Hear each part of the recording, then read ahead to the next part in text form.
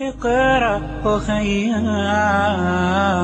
ورتل القرآن اصبح بصوتك اسمع الأكوان اقرأ كلام الله داوي نفوسنا لنحس في أعماقنا الإيمان من فؤاد كالحجارة قسوة فإذا وعى القرآن حين اللهانا. إن الحمد لله نحمده ونستعينه ونستغفره ونعوذ بالله من شرور أنفسنا ومن سيئات أعمالنا من يهده الله فلا مضل له ومن يضلل فلا هادي له ونشهد أن لا إله إلا الله وحده ولا شريك له ونشهد أن محمدا عبده ورسوله أما بعد فإن خير الحديث كتاب الله وخير الهدي هدي محمد صلى الله عليه وسلم وشر الأمور محدثاتها وكل محدثة بدعة وكل بدعة ضلالة وكل ضلالة في النار. اعوذ باللہ من الشیطان الرجیم بسم اللہ الرحمن الرحیم افلا یتدبرون القرآن ولو کان من عند غیر اللہ لوجدوہ فی اختلافا کثیرا. بسم اللہ الرحمن الرحیم الرحمن علم القرآن. بسم اللہ الرحمن الرحیم رب اشرح لی صدری ویسر لی امری واحلل عقدۃ من لسانی یفقہوا قولی. میں آج پھر سے میرے تمام ناظرین مرد و خواتین کا اسلامی طریقے سے استقبال کرتا ہوں. السلام علیکم ورحمۃ اللہ وبرکاتہ. انشاءاللہ آج کی میری اس نشست کا عنوان رہے گا فضائل قرآن. جیسا کہ ہم نے کل کی نشست میں یہ دیکھا ہے کہ فضائل رمضان کس طریقے سے ہونا چاہیے. اگر ایک شخص کی زندگی میں رمضان آتا ہے تو وہ شخص رمضان کو کس طریقے سے اس کا استفادہ حاصل کرے اور اسی رمضان المبارک میں وہ شخص اللہ سبحانہ وتعالیٰ سے اپنی مغفرت طلب کر کر انشاءاللہ وہ جنت میں جانے کی کوشش کرے انشاءاللہ. آج کا میں نے جیسے کہا میرا عنوان ہے فضائل قرآن. انشاءاللہ ہم فضائل قرآن کے اوپر آج گفتگو کریں گے.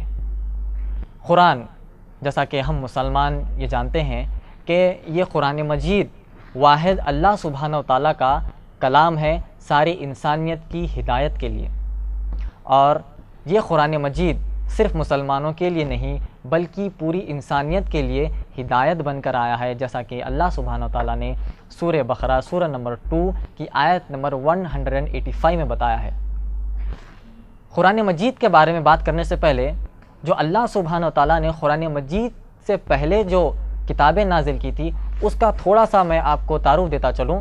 انشاءاللہ اللہ سبحانہ تعالیٰ نے قرآن مجید سے پہلے کئی سارے کتابیں نازل کی اور محمد صلی اللہ علیہ وسلم نے اپنی ایک صحیح احادیث میں فرمایا کہ اللہ سبحانہ تعالیٰ نے دنیا میں 1,05,000 کتابوں کا ذکر اس قرآن مجید میں دیا ہے. مثال کے طور پر اگر آپ سورہ بنی اسرائیل سورہ نمبر 17 کی آیت نمبر 2 پڑھیں گے تو اللہ سبحانہ تعالیٰ نے کہا ہم نے توراہ موسیٰ علیہ السلام کو دی تھی. اور اللہ سبحانہ تعالیٰ نے سورہ بنی اسرائیل سورہ نمبر 17 کی آیت نمبر 55 میں کہا کہ ہم نے زبور داؤد علیہ السلام کو دی تھی.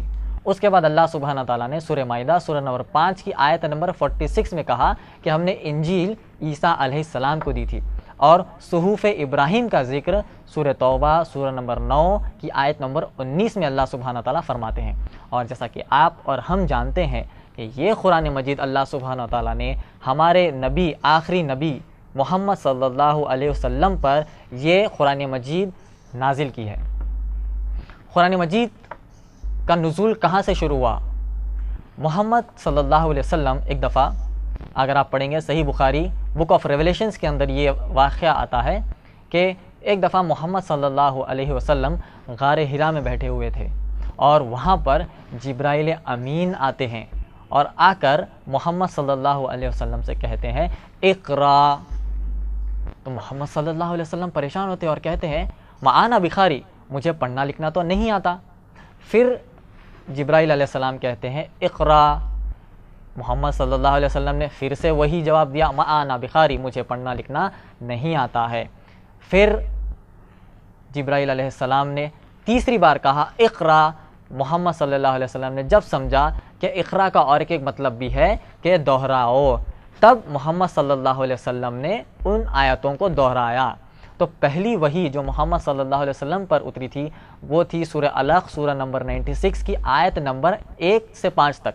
اگر آپ پڑھیں گے یہ سورہ تو یہ سورہ میں پہلی 5 آیتیں ہیں، اقرا بسم ربک الذی خلق، خلق الانسان من علق۔ اس طریقے سے 5 آیتیں یہ اس ٹائم پر غار حرا میں محمد صلی اللہ علیہ وسلم پر یہ آیتیں نازل ہوئی تھی۔ اور چند علماء کی نظر میں سورہ مائدہ سورہ نمبر 5 کی آیت نمبر 3 جو ہے یہ آخری آیت ہے۔ اس کا ذکر قرآن اور حدیث کی روشنی میں نہیں ہے، مگر چند علماء کہتے ہیں کہ یہ آیت آخری آیت ہے۔ یہ آیت کیا ہے؟ اس آیت میں اللہ سبحانہ تعالیٰ نے فرمایا الیوم اکملت لکم دینکم واتممت علیکم ونعمتی وردیت لکم اسلام دینا، کہ اللہ سبحانہ تعالیٰ فرماتے ہیں کہ ہم نے آج کے دن اسلام کے تعلیمات کو مکمل کیا ہے اور ہم نے تمہارا دین اسلام کو چنا ہے۔ تو چند علماء کہتے ہیں کہ یہ شاید آخری آیت ہو سکتی ہے، مگر قرآن و حدیث میں اس کا ذکر نہیں پایا جاتا۔ اس کے بعد قرآن مجید کا نزول 23 سال 23 ایئرس میں محمد صلی اللہ علیہ وسلم پر مکمل نازل ہوا۔ محمد صلی اللہ علیہ وسلم پر پہلی وحی 40 سال میں آئی، پہلی وحی محمد صلی اللہ علیہ وسلم پر 40 سال میں آئی، اور 40 سال سے لے کر 63 ایئرس تک، 40 ایئرس سے لے کے 63 ایئرس تک، یہ 23 سال کے وقفے میں محمد صلی اللہ علیہ وسلم پر پورا قرآن مجید کا نزول ہوا ہے۔ قرآن مجید کی اگر آپ فضیلت دیکھیں گے تو آپ سوچئے، اللہ سبحانہ تعالیٰ نے سورہ فاتحہ سورہ نمبر 1 کی آیت نمبر 1 میں کہا الحمدللہ رب العالمین، کا مطلب یہ ہے کہ ساری تعریفیں اللہ سبحانہ تعالیٰ کے لیے جو سارے عالموں کا رب ہے۔ اگر آپ پڑھیں گے سورہ انبیاء سورہ نمبر 21 کی آیت نمبر 107 میں اللہ سبحانہ تعالیٰ نے کہا وما ارسلناک الا رحمت للعالمین، کہ اے نبی محمد صلی اللہ علیہ وسلم آپ ساری انسانیت کے لیے رحمت بنا کر بھیجے گئے ہیں۔ اگر آپ دیکھیں گے جبرائیل علیہ السلام کا مرتبہ کیا ہے؟ وہ سارے ملائکہ کے سردار ہے، سارے ملائکہ کے وہ سردار ہے۔ تو قرآن مجید کی فضیلت دیکھیے، رب العالمین سے وہ نازل ہوئی، اور محمد صلی اللہ علیہ وسلم رحمت للعالمین ہے اور امام الانبیاء ہے، ان پر نازل ہوئی۔ کس کے ذریعے نازل ہوئی؟ جبرائیل علیہ السلام کے ذریعے نازل ہوئی، جو ملائکہ کے سردار ہے، ملائکہ کے وہ ہیڈ ہے، اور رمضان المبارک کے مہینے میں یہ قرآن مجید نازل ہوئی۔ تو قرآن مجید کی اتنی بڑی فضیلت ہے ماشاءاللہ۔ اور قرآن مجید میں اگر آپ دیکھیں گے تو 86 مکی صورتیں ہیں اور 28 مدنی صورتیں ہیں۔ قرآن مجید میں 86 مکی صورتیں ہیں اور 28 مدنی صورتیں ہیں۔ مکی صورت کا مطلب یہ ہوتا ہے کہ جب ہجرت سے پہلے جو بھی صورتیں محمد صلی اللہ علیہ وسلم پر نازل کی گئی تھی اسے ہم مکی صورتیں کہیں گے، اور ہجرت کے بعد جو بھی صورتیں محمد صلی اللہ علیہ وسلم پر نازل کی گئی تھی اسے ہم مدنی صورتیں کہیں گے۔ قرآن مجید کا سب سے بڑا سورہ سورہ بقرہ سورہ نمبر 2 ہے، جس کی مکمل آیتیں 286 آیتیں اس میں پائی جاتی ہے، اور سب سے چھوٹا سورہ اگر ہم دیکھیں گے تو سورہ کوثر ہے، جس میں صرف 3 آیتیں پائی جاتی ہے۔ اس کے بعد ہم آگے دیکھیں گے کہ اللہ سبحانہ تعالیٰ نے سورہ آل عمران سورہ نمبر 3 کی آیت نمبر 7 میں فرمایا کہ ہم نے اس قرآن مجید میں 2 قسم کی آیتیں نازل کی ہیں۔ وہ کیا ہے؟ پہلی آیت کو اللہ سبحانہ تعالیٰ نے کہا محکمات، دوسری آیت کو اللہ سبحانہ تعالیٰ نے کہا متشابہات۔ محکمات کا معنی ہوتا ہے کہ قرآن مجید میں حکم، اللہ سبحانہ تعالیٰ قرآن مجید میں کچھ حکم دیتے ہیں، اس کے بعد اللہ سبحانہ تعالیٰ دوسری آیتیں کیا کہہ رہے ہیں؟ متشابہات۔ تو پہلے ہم محکمات کیا ہے دیکھیں گے۔ مثال کے طور پر اگر آپ پڑھیں گے سورہ مائدہ سورہ نمبر 5 کی آیت نمبر 90 میں اللہ سبحانہ تعالیٰ نے فرمایا یا ایھا الذین آمنوا انما الخمر والمیسر والانصاب والازلام رجس من عمل الشیطان فاجتنبوہ لعلکم تفلحون۔ اللہ سبحانہ تعالیٰ کہتے ہیں اے لوگوں جو ایمان لائے ہو، شراب سے، نشے سے، بت پرستی سے، اور جو تم غیب کا علم جاننے کی کوشش کرتے ہو، ان سب چیزوں سے تم دور ہو جاؤ تاکہ تم فلاح پا سکو۔ تو اللہ سبحانہ تعالیٰ نے یہ حکم دیا ہے۔ دوسری طرف اگر آپ پڑھیں گے تو اللہ سبحانہ تعالیٰ نے کئی بار قرآن مجید میں فرمایا اطیعوا اللہ و اطیعوا الرسول، جس کا معنی یہ ہے کہ ہمیں اللہ سبحانہ تعالیٰ کی اطاعت کرنی چاہیے اور محمد صلی اللہ علیہ وسلم کی اطاعت کرنی چاہیے۔ تو یہ اللہ سبحانہ تعالیٰ کا حکم ہو گیا، یہ آیتیں اللہ سبحانہ تعالیٰ کے حکم کے اندر آتی ہے۔ دوسری کس طریقے کی آیتیں ہیں، انہیں ہم دوسری قسم کی آیتوں کو ہم متشابہات کہیں گے۔ وہ کون سی آیتیں ہیں؟ اگر آپ پڑھیں گے سورہ بقرہ سورہ نمبر 2 کی آیت نمبر 1 میں اللہ سبحانہ تعالیٰ نے کیا کہا؟ الف لام میم۔ اب اس کا کوئی مطلب بتا سکتے ہیں؟ تو اس کا مطلب کوئی بھی نہیں بتا سکتے۔ کیوں؟ کیونکہ ان کا مطلب صرف اللہ سبحانہ تعالیٰ کو ہی پتہ ہے، اور دوسرے ہم دیگر صورتوں میں اگر ہم دیکھیں گے تو اللہ سبحانہ تعالیٰ نے کئی دفعہ کہا ہے کاف، یاسین، حامیم۔ تو اس طریقے کے آیتوں کا ہمیں مطلب پتہ نہیں ہوتا، اور ان آیتوں کو متشابہات کہتے ہیں۔ تو قرآن مجید کے 2 آیتیں ہیں، ایک ہے محکمات جس میں اللہ کا حکم ہے، اور دوسری ہے متشابہات جس کا معنی کسی کو پتہ نہیں ہوتا ہے۔ اور اللہ سبحانہ تعالیٰ نے اس قرآن مجید میں کیا کہا؟ اگر آپ پڑھیں گے سورہ بقرہ سورہ نمبر 2 کی آیت نمبر 2 میں آپ کیا پڑھتے ہیں؟ شروع سے میں پڑھتا ہوں۔ اللہ نے کہا الف لام میم ذالک الکتاب لا ریب فیہ ھدی للمتقین۔ اللہ نے کیا کہا؟ الف لام میم ذالک الکتاب لا ریب کا معنی کیا ہے؟ اس کتاب میں ذرہ برابر شک ہی نہیں ہے، تھوڑا برابر۔ ہم شاید کوئی معاملوں میں شک کر لیں، یا پھر ہمارے دل میں کوئی بات آ جائے کہ بھائی فلاں چیز ہو سکتی ہے یا نہیں ہو سکتی، ہم کسی کے بارے میں سوچ سکتے ہیں، مگر اللہ کہتے ہیں اس کتاب میں شک کرنا ہی نہیں ہے، یہ برحق اللہ سبحانہ تعالیٰ کی کتاب ہے جو ساری انسانیت کے لیے ہدایت کے لیے بھیجی گئی۔ اور اللہ سبحانہ تعالیٰ آگے کیا کہتے ہیں؟ ذالک الکتاب لا ریب فیہ ھدی للمتقین، اور یہ کتاب ان کے لیے ہدایت ہے جو متقین ہیں، جو متقی لوگ ہیں۔ متقی لوگوں کے لیے اللہ سبحانہ تعالیٰ کیا کریں؟ یہ کتاب ان کے لیے ہدایت ہے کہہ رہے ہیں۔ اس کے بعد اگر آپ دیکھیں گے یہ قرآن ایک عربی ورڈ ہے جو 4 روٹ ورڈ سے نکلتا ہے۔ 4 روٹ ورڈ کیا ہے؟ سب سے پہلے اگر آپ دیکھیں گے خیراتن کا معنی یہ ہے کہ جو کتاب سب سے زیادہ پڑھی جاتی ہو، سب سے زیادہ دنیا میں اگر آپ دیکھیں گے تو سب سے زیادہ پڑھی جانے والی کتاب کون سی ہے؟ تو ہم کہیں گے کہ وہ قرآن مجید ہے۔ دیکھیے آپ رمضان کے مہینے میں دیکھتے ہیں کہ ہر جگہ قرآن کی قرأت ہم سنتے ہیں، آپ مسجدوں میں جائیے قرآن کی قرأت سنتے ہیں، آپ تراویح میں قرآن کی قرأت سنتے ہیں، آپ فجر کے بعد آپ خود قرآن مجید پڑھتے ہیں، ہر جگہ ہم قرآن مجید پڑھتے ہیں رمضان میں۔ غیر رمضان میں بھی دن میں 5 وقت مؤذن مسجد کے اندر ہم کیا کرتے ہیں؟ امام صاحب کے پیچھے ہم قرآن مجید پڑھتے ہیں۔ تو سب سے زیادہ پڑھے جانے والی کتاب دنیا میں کون سی ہے؟ تو ہم کہیں گے کہ وہ قرآن مجید ہے۔ دوسرا روٹ ورڈ قرآن کا خرین کا معنی یہ ہے کہ وہ کتاب جس میں ہر طرح کا علم موجود ہے۔ کیا معنی ہے اس کا؟ وہ کتاب جس میں ہر طرح کا علم موجود ہے۔ تو اگر کوئی شخص پلٹا کر یہ پوچھے کہ بھائی ٹھیک ہے آپ کہتے ہیں کہ قرآن میں ہر طرح کا علم موجود ہے، تو ہم مسلمان ہونے کے ناطے ہم کہیں گے ہاں بھائی ہے اس میں۔ تو شخص پلٹا کر کہے گا کہ بھائی آپ یہ بتائیے کہ قرآن مجید میں ڈائناسور کے بارے میں کیا ہے، قرآن مجید میں روبوٹ کے بارے میں کیا ہے، قرآن مجید میں کمپیوٹر کے بارے میں کیا ہے؟ تو ہم اس کر پلٹا کر یہ کہیں گے کہ قرآن مجید میں ہر طرح کا علم ہدایت کے لیے موجود ہے۔ مثال کے طور پر اگر آپ پڑھیں گے سورہ بقرہ سورہ نمبر 2 کی آیت نمبر 185 میں اللہ سبحانہ تعالیٰ نے فرمایا شہر رمضان الذی انزل فی القرآن ھدی للناس کا معنی یہ ہے کہ ہم نے اس قرآن کو رمضان کے مہینے میں اتارا تاکہ ساری انسانیت کی ہدایت کے لیے۔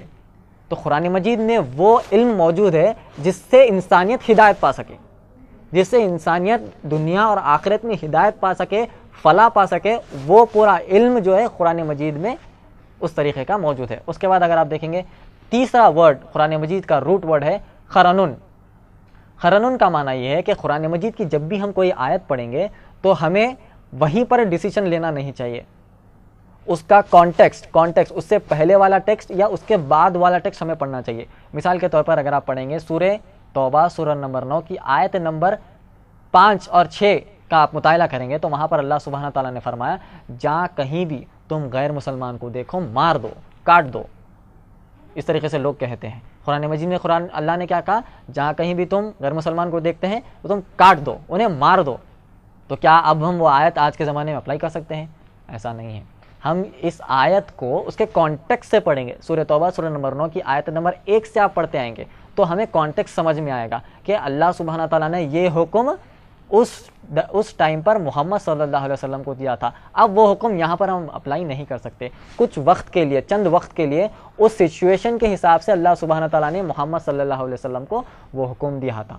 تو ہمیں وہ آیت اگر پڑھ کے اگر کوئی شخص کہے گا کہ قرآن مجید میں یہ لکھا ہوا ہے کہ جہاں کہیں بھی غیر مسلمان کو دیکھو انہیں مار دو، تو وہ قرآن مجید کی تفسیر غلط کر رہا ہے۔ اور یہی ہمیں غلط فہمی ہمارے مسلمان بھائیوں کے دل میں سے نکالنی چاہیے کہ ان کے لیے نہیں ہے، یہ اس دور کے لوگوں کے لیے تھا جو اللہ سبحانہ تعالیٰ نے حکم دیا تھا۔ اس کے بعد خرینتن، خرینتن کا بھی معنی بالکل اسی طرح ملتا جلتا ہے۔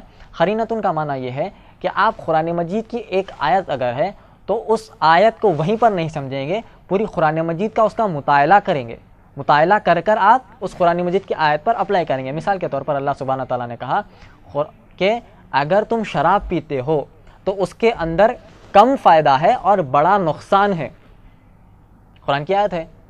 اگر کوئی شخص یہ کہے کہ اللہ سبحانہ تعالیٰ نے کہا کہ فائدہ تو ہے لہٰذا میں آج سے شراب پیوں گا، تو نہیں، ہمیں کیا کرنا چاہیے، پوری قرآن کا مطالعہ کرنا چاہیے۔ اللہ سبحانہ تعالیٰ نے کہا کہ فائدہ ہے، پھر اللہ سبحانہ تعالیٰ نے کہا سورہ مائدہ سورہ نمبر 5 کی آیت نمبر 90 میں اللہ نے کہا کہ اب تمہارے لیے شراب حرام کر دی گئی ہے۔ تو ہم کیا کریں گے، ایک آیت کا وہیں پر ڈیسیشن لے کر وہیں پر مطلب سمجھنے کی کوشش نہیں کریں گے، پورے قرآن مجید کا ہم مطالعہ کریں گے انشاءاللہ۔ اس کے بعد آپ دیکھیں گے کہ قرآن مجید کے 5 نام ہیں۔ ویسے تو قرآن مجید سے 40 سے زیادہ نام ہے، پھر میں 5 ناموں کا ذکر کروں گا جو قرآن مجید میں آتا ہے۔ قرآن مجید کے 5 نام ہیں۔ پہلا نام تو ہم سب جانتے ہیں آپ اور میں، پہلا نام ہے القرآن۔ یہ کہاں پر آتا ہے، سورہ بقرہ سورہ نمبر 2 کی آیت نمبر 185 میں اللہ سبحانہ تعالیٰ نے فرمایا شہر رمضان الذی انزل فی القرآن ھدی للناس وبینات من الھدی والفرقان، کہ رمضان وہ مہینہ ہے جس نے ہم نے قرآن مجید کو نازل کیا۔ پہلا نام قرآن مجید کا آ گیا، دوسرا بھی نام یہی آیت میں ہے والفرقان۔ آخری میں جب اللہ سبحانہ تعالیٰ فرقان کہہ رہے ہیں تو قرآن مجید کا یہ دوسرا نام ہے۔ جیسا کہ میں نے بتایا فرقان کا معنی یہ ہوتا ہے کہ ہماری زندگی میں ہم جو بھی کام کرتے ہیں ہم قرآن مجید کو سامنے رکھ کر ہم صحیح اور غلط کا فیصلہ لیں گے۔ فرقان کا معنی یہ ہوتا ہے کہ صحیح اور غلط کے فیصلے کرنے والے کو ہم فرقان کہتے ہیں۔ تو فرقان جو ہو گیا قرآن مجید کا دوسرا نام۔ اور اگر آپ سورہ فرقان سورہ نمبر 25 بھی پڑھیں گے تو وہاں پر بھی قرآن مجید کا دوسرا نام آتا ہے۔ تیسرا نام قرآن مجید کا ہے الذکر۔ اگر آپ پڑھیں گے سورہ ہجر سورہ نمبر 15 کی آیت نمبر 9 میں اللہ سبحانہ تعالیٰ نے کہا انا نحن نزلنا الذکر وانا لہ لحافظون۔ اس کا معنی یہ ہے کہ اللہ سبحانہ تعالیٰ کہہ رہے ہیں کہ بے شک ہم نے اس قرآن مجید کو نازل کیا ہے اور بے شک ہم ہی اس کی حفاظت کریں گے۔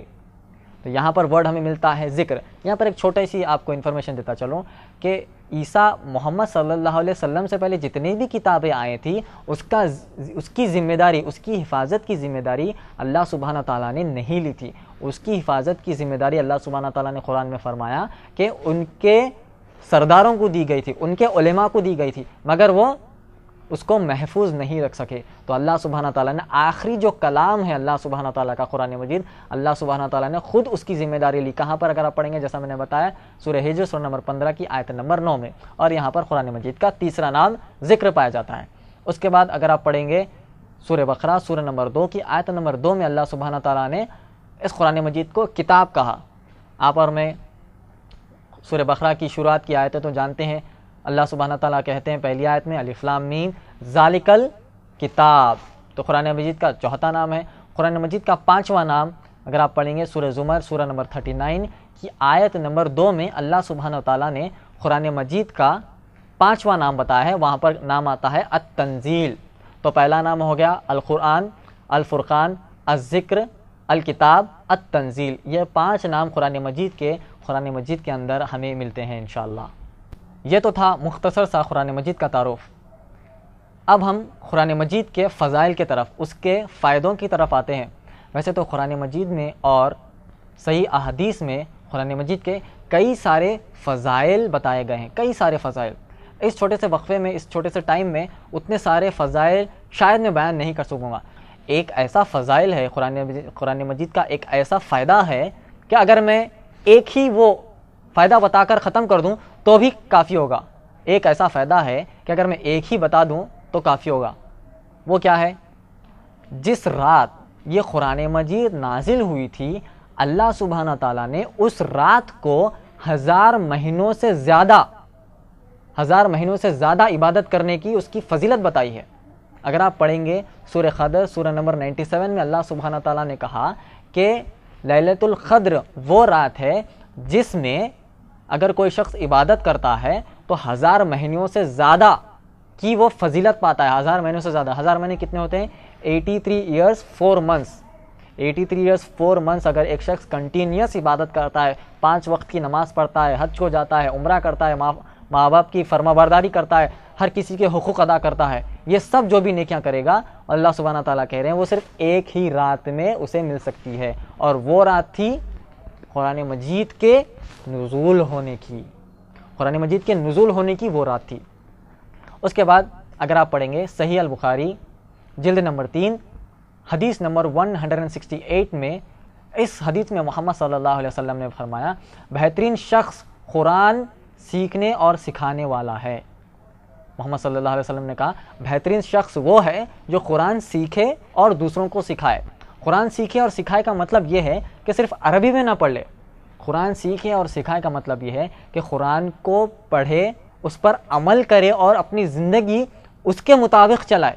یہ اس کا خلاصہ ہوگا انشاءاللہ. اگر آپ پڑھیں گے ابو داؤد حدیث نمبر 3641 میں محمد صلی اللہ علیہ وسلم نے فرمایا قرآن سیکھنے کے لیے جب کوئی گھر سے نکلتا ہے تو اللہ سبحانہ تعالیٰ اس کا جنت کا راستہ آسان کر دیتا ہے. ایک مسلمان کو اس سے زیادہ چیز کیا چاہیے کہ اس کا جنت کا راستہ بالکل آسان ہو رہا ہے. یہ زندگی میں وہ جو کوئی بھی عمل کر رہا ہے، جو کوئی بھی نیکی کر رہا ہے، وہ اسی لیے کر رہا ہے کہ پل صراط کا راستہ اس کے لیے آسان ہو جائے اور جنت کا راستہ اس کے لیے آسان ہو جائے. تو اللہ کے نبی محمد صلی اللہ علیہ وسلم کہہ رہے ہیں جو کوئی شخص قرآن سیکھنے گھر سے نکلتا ہے تو جنت کا راستہ اس کے لیے بالکل آسان ہو چکا ہے. اس کے بعد محمد صلی اللہ علیہ وسلم نے فرمایا قرآن کثرت سے پڑھنے والا جو ہے قرآن کثرت سے پڑھنے والے پر اللہ سبحانہ تعالیٰ فخر کرتے ہیں. وہ کہتے ہیں کہ اللہ سبحانہ تعالیٰ کہتے ہیں کہ یہ میرا بندہ ہے جو قرآن مجید کی تلاوت کرتا ہے، قرآن مجید کو پڑھتا ہے، اس پر عمل کرتا ہے اور اپنی ساری زندگی قرآن مجید کے ذریعے گزارتا ہے. اس کے بعد اگر آپ پڑھیں گے صحیح البخاری جلد نمبر 3 حدیث نمبر 168 میں محمد صلی اللہ علیہ وسلم نے فرمایا قرآن پڑھنے اور پڑھانے والا اللہ کے چہیتے بندوں میں سے ہو جاتا ہے. اس سے زیادہ ایک بندے کو کیا چاہیے کہ ایک بندہ اللہ کا چہیتا بندہ بن جائے. اگر ہم دیکھیے اگر کوئی ہمارے اسکول میں یا ہمارے کالج میں اگر ہم جو ہے ہمارے ٹیچر کے یا ہمارے ماسٹر کے یا ہمارے استاد کے چہیتے اسٹوڈنٹ بن جائے تو اس سے بہتر کیا چیز ہوتی ہے ہمارے اسکول کے لیے، ہمارے کالج کے لیے، ہماری یونیورسٹی کے لیے. تو اللہ سبحانہ تعالیٰ کہہ رہے ہیں اس شخص سے بہتر، اس شخص سے چہیتا کوئی بھی نہیں ہے اللہ کی نظر میں جو قرآن سیکھے اور دوسروں کو سکھائے. اگر آپ پڑھیں گے ابن ماجہ کی حدیث نمبر 185 میں اللہ کے نبی محمد صلی اللہ علیہ وسلم نے فرمایا قرآن پڑھنے والوں پر سکینت نازل ہوتی ہے. سکینت کا معنی کیا ہے؟ سکون نازل ہوتا ہے. مثال کے طور پر کوئی شخص بالکل ٹینشن میں ہے، کوئی شخص بورانگی میں ہے یا کوئی شخص کو سکون نہیں ہے تو اللہ سبحانہ تعالیٰ کہہ رہے ہیں کہ اللہ کے نبی محمد صلی اللہ علیہ وسلم کہہ رہے ہیں کہ قرآن پڑھنے سے اس کے دل کو سکون ہوتا ہے. اور ایسی جماعتوں کو جو قرآن پڑھتے ہیں، ایسی جماعتوں کو فرشتے ان کو گھیر لیتے ہیں. اور اسی حدیث میں اللہ کے نبی محمد صلی اللہ علیہ وسلم نے فرمایا کہ اس شخص کا ذکر اللہ سبحانہ تعالیٰ اپنے قریبی فرشتوں کے اندر کرتے ہیں. اس سے بڑی بات ہمیں کیا چاہیے کہ اللہ سبحانہ تعالیٰ ہمارا ذکر فرشتوں کے درمیان کر رہا ہے. مثال کے طور پر کوئی ایک اچھی بڑی میٹنگ ہو رہی ہے، ہائی پروفائل لوگوں کی میٹنگ ہو رہی ہے، آپ نے کچھ ایسا کام کیا جو آپ کے کام کو وہ لوگ پریفر کر رہے ہیں اور بڑے ہائی لیول لوگوں کے بیچ میں آپ کے نام کے ساتھ آپ کی تعریف کر رہے ہیں، آپ کے کام کی وہ تعریف کر رہے ہیں، تو آپ کتنا پراؤڈ فیل کریں گے اپنے بارے میں. اسی طریقے سے ہم جب قرآن مجید کو پڑھتے ہیں تو اللہ سبحانہ تعالیٰ کہتے ہیں کہ اللہ کے نبی محمد صلی اللہ علیہ وسلم کہتے ہیں کہ میں ان کا ذکر فرشتوں کے درمیان کرتا ہوں۔ اس کے بعد طبرانی کی روایت ہے، اور یہ روایت قرآن مجید کی ایک آیت کی تفسیر ہے انشاءاللہ۔ اللہ سبحانہ تعالیٰ نے سورہ آل عمران سورہ نمبر 3 کی آیت نمبر 103 میں فرمایا فَاعْتَصِمُوا بِحَبْلِ اللَّهِ جَمِيعًا، جس کا معنی یہ ہے کہ اللہ کی رسی کو مضبوطی سے پکڑ لو۔ اللہ کی رسی کیا ہے؟ قرآن مجید ہے۔ اور اس روایت کے اندر جو آتا ہے، طبرانی کی جو روایت ہے اس کے اندر آتا ہے قرآن کا ایک سیرہ جو یہ رسی کے بارے میں آتا ہے، ایک سیرہ اللہ سبحانہ تعالیٰ کے پاس ہے اور دوسرا سیرہ ڈائریکٹ کس کے پاس ہے؟ اہل ایمان کے پاس، مسلمان کے پاس ہے۔ اگر وہ قرآن کی رسی کو مضبوطی سے پکڑ لے گا تو اس کا دوسرا حصہ اللہ سبحانہ تعالیٰ کے پاس ہے۔ تو آپ سوچئے کہ اللہ سبحانہ تعالیٰ سے ڈائریکٹ آپ کا کنیکشن ہو جائے گا جب آپ قرآن مجید کو پڑھیں گے، سمجھیں گے اور اس پر عمل کریں گے۔ اور قرآن مجید کی اور ایک فضیلت میں آپ کو بتاتا ہوں، اور ایک فضیلت یہ ہے کہ جب آپ کہتے ہیں الف لام میم، اب میں نے 3 یہ حروف کو پروناؤنس کیا ہے، بولا ہے میرے منہ سے، تو ہوتا یہ ہے کہ اللہ سبحانہ تعالیٰ ایک حرف کے لیے 10 نیکیاں دیں گے۔ تو اب 3 حرف کے لیے کتنے ہو گئے؟ 30 نیکیاں۔ صرف ہم ایک حرف پڑھتے ہیں تو ہمیں 10 نیکیاں ملتے ہیں۔ ایسا کہیں پر دنیا میں ہوتا ہے کیا؟ آپ اور میں اسکول اور کالجز گئے ہیں، یونیورسٹیز گئے ہیں، وہاں پر ایک آنسر لکھنے پر آپ کو کیا فل مارکس ملتے ہیں؟ کبھی آپ کو 125 مارکس آئے 100 میں سے، یا پھر 200 مارکس آئے 100 میں سے؟ ایسا کہیں پر نہیں ہوتا۔ حالانکہ 100 میں سے ہم کو 98 آئیں گے، 99 آئیں گے، 90 آئیں گے، یا 80 آئیں گے، یا 50 آئیں گے، اس سے بڑھ کر تو نہیں آئیں گے۔ اللہ سبحانہ تعالیٰ دیکھیے کتنا رحمان اور کتنا رحیم ہے کہ ایک حرف ادا کرنے پر 10 نیکیاں دے رہے ہیں۔ اور یہ طبرانی کی روایت ہے کہ محمد صلی اللہ علیہ وسلم نے فرمایا کہ اس امت کے لیے ایک نیکی 10 کے برابر ہے انشاءاللہ۔ تو ہم 3 حروف جب پروناؤنس کرتے ہیں ہمارے منہ سے تو ہمارے لیے 30 نیکیاں ملتی ہیں۔ اور ایک نیکی کی اہمیت آپ جانتے ہیں، ایک نیکی کی اہمیت وہ ہوتی ہے کہ اس دنیا میں جتنے بھی اچھی چیزیں ہیں، دنیا کے آپ ہر اچھی چیز لے لیں اور ایک پلڑے میں ڈال دے اور دوسرے پلڑے میں ایک نیکی کو ڈال دے تو نیکی کا پلڑا بھاری رہے گا اور دنیا کی ہر اچھی چیز ہوا میں اٹھی ہوئی رہے گی۔ تو 3 الفاظ، 3 ورڈ، 3 کیریکٹر بولنے کے لیے ہمیں 30 نیکیاں مل رہے ہیں۔ تو یہ ہے قرآن مجید کی فضیلت۔ ہمیں ایک ایک نیکی قیامت کے دن کام آئے گی ہمیں جنت میں جانے کے لیے۔ اس کے بعد جو قرآن مجید کے فضائل ہیں میں آگے بیان کرتا ہوں انشاءاللہ۔ اللہ سبحانہ تعالیٰ نے قرآن مجید کو ہدایت کہا ہے۔ کیا کہا ہے اللہ سبحانہ تعالیٰ نے؟ ہدایت۔ کس کے لیے؟ مسلمانوں کے لیے نہیں، عرب کے لیے نہیں، صحابہ کے لیے نہیں، روم کے لوگوں کے لیے نہیں، سعودی عرب میں جو جتنے بھی ممالک پائے جاتے ہیں اس کے لیے نہیں۔ اللہ سبحانہ تعالیٰ نے سورہ بقرہ سورہ نمبر 2 کی آیت نمبر 183 میں فرمایا شہر رمضان الذی انزل فی القرآن ھدی للناس وبینات من الھدی والفرقان، کہ قرآن مجید وہ کتاب ہے جو ساری انسانیت کی ہدایت کے لیے ہے۔ یہ بہت بڑی فضیلت ہے۔ دیکھیے ہم انسان اس دنیا میں آئے ہیں، اس دنیا میں ہمیں کیسے جینا ہے، ہمیں اس دنیا میں کیسا رہنا ہے، ہمیں اس دنیا میں کس طریقے سے رشتے نبھانا ہے، ہمیں اس دنیا میں آنے کا مقصد کون سی کتاب بتائے گی؟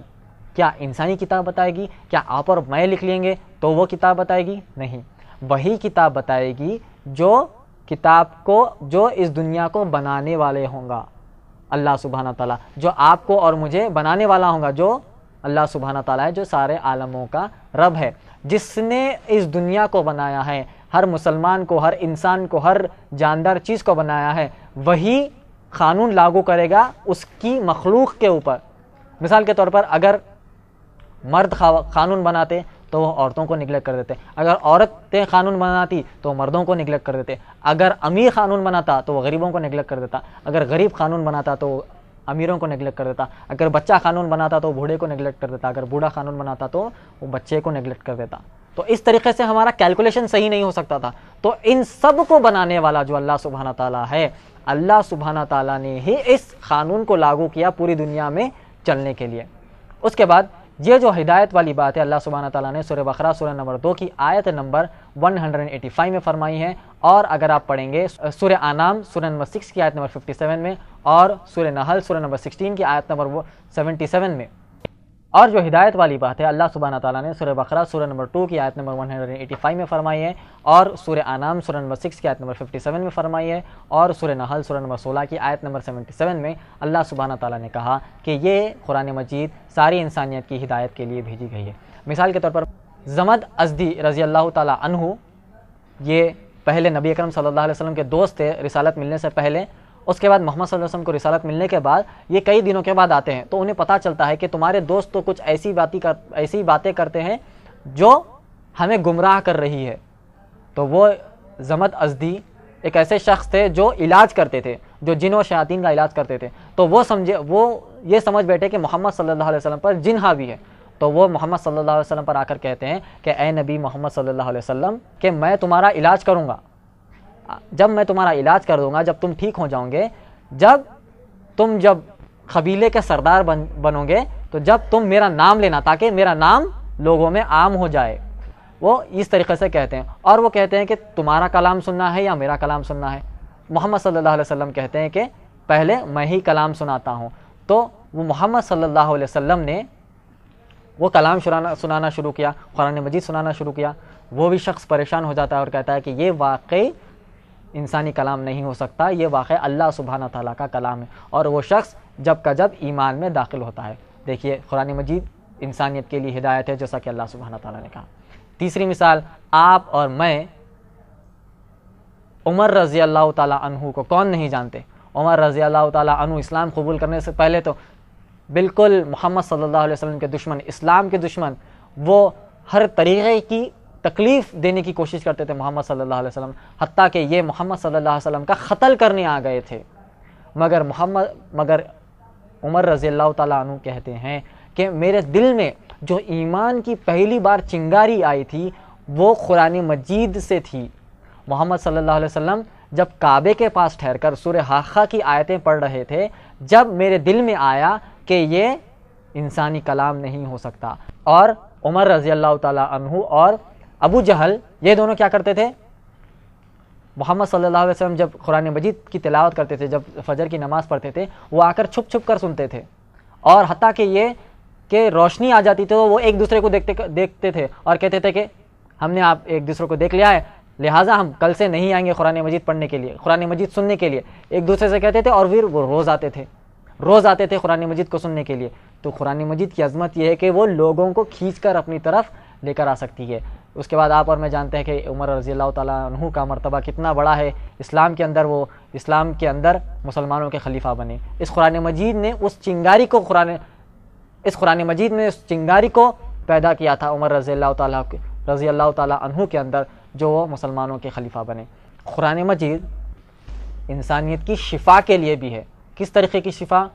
روحانی شفا اور جسمانی شفا، یہ دو شفا بھی انسانیت کے لیے قرآن مجید ہے۔ اگر آپ پڑھیں گے سورہ یونس سورہ نمبر 10 کی آیت نمبر 57 میں اللہ سبحانہ تعالیٰ نے کہا کہ قرآن مجید انسانوں کے لیے روحانی شفا ہے۔ روحانی شفا کس طریقے سے؟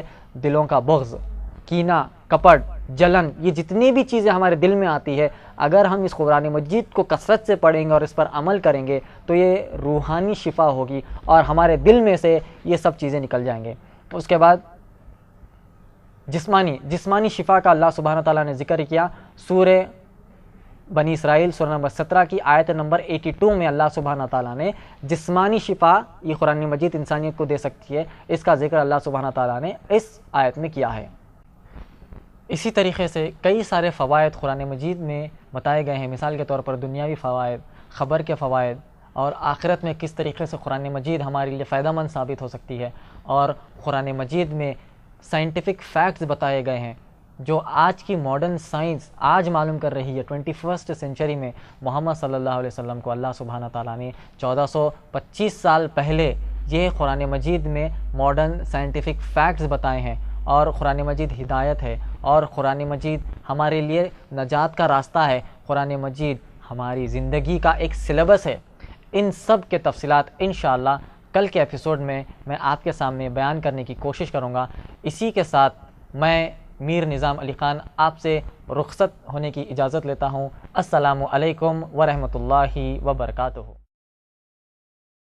ان الحمد للہ نحمدہ ونستعینہ ونستغفرہ ونعوذ باللہ من شرور انفسنا ومن سیئات اعمالنا من یہدہ اللہ فلا مضل لہ ومن یضلل فلا ہادی لہ ونشہد ان لا الہ الا اللہ وحدہ ولا شریک لہ واشہد ان محمدا عبدہ ورسولہ اما بعد فإن خیر الحدیث کتاب اللہ وخیر الہدی ہدی محمد صلی اللہ علیہ وسلم وشر الامور محدثاتها وکل محدثۃ بدعہ وکل بدعۃ ضلالہ وکل ضلالۃ فی النار اعوذ باللہ من الشیطان الرجیم بسم اللہ الرحمن الرحیم افلا یتدبرون القرآن ولو کان من عند غیر اللہ لوجدوہ فی اختلافا کثیرا بسم اللہ الرحمن الرحیم رب اشرح لی صدری ویسر لی امری واحلل عقدۃ من لسانی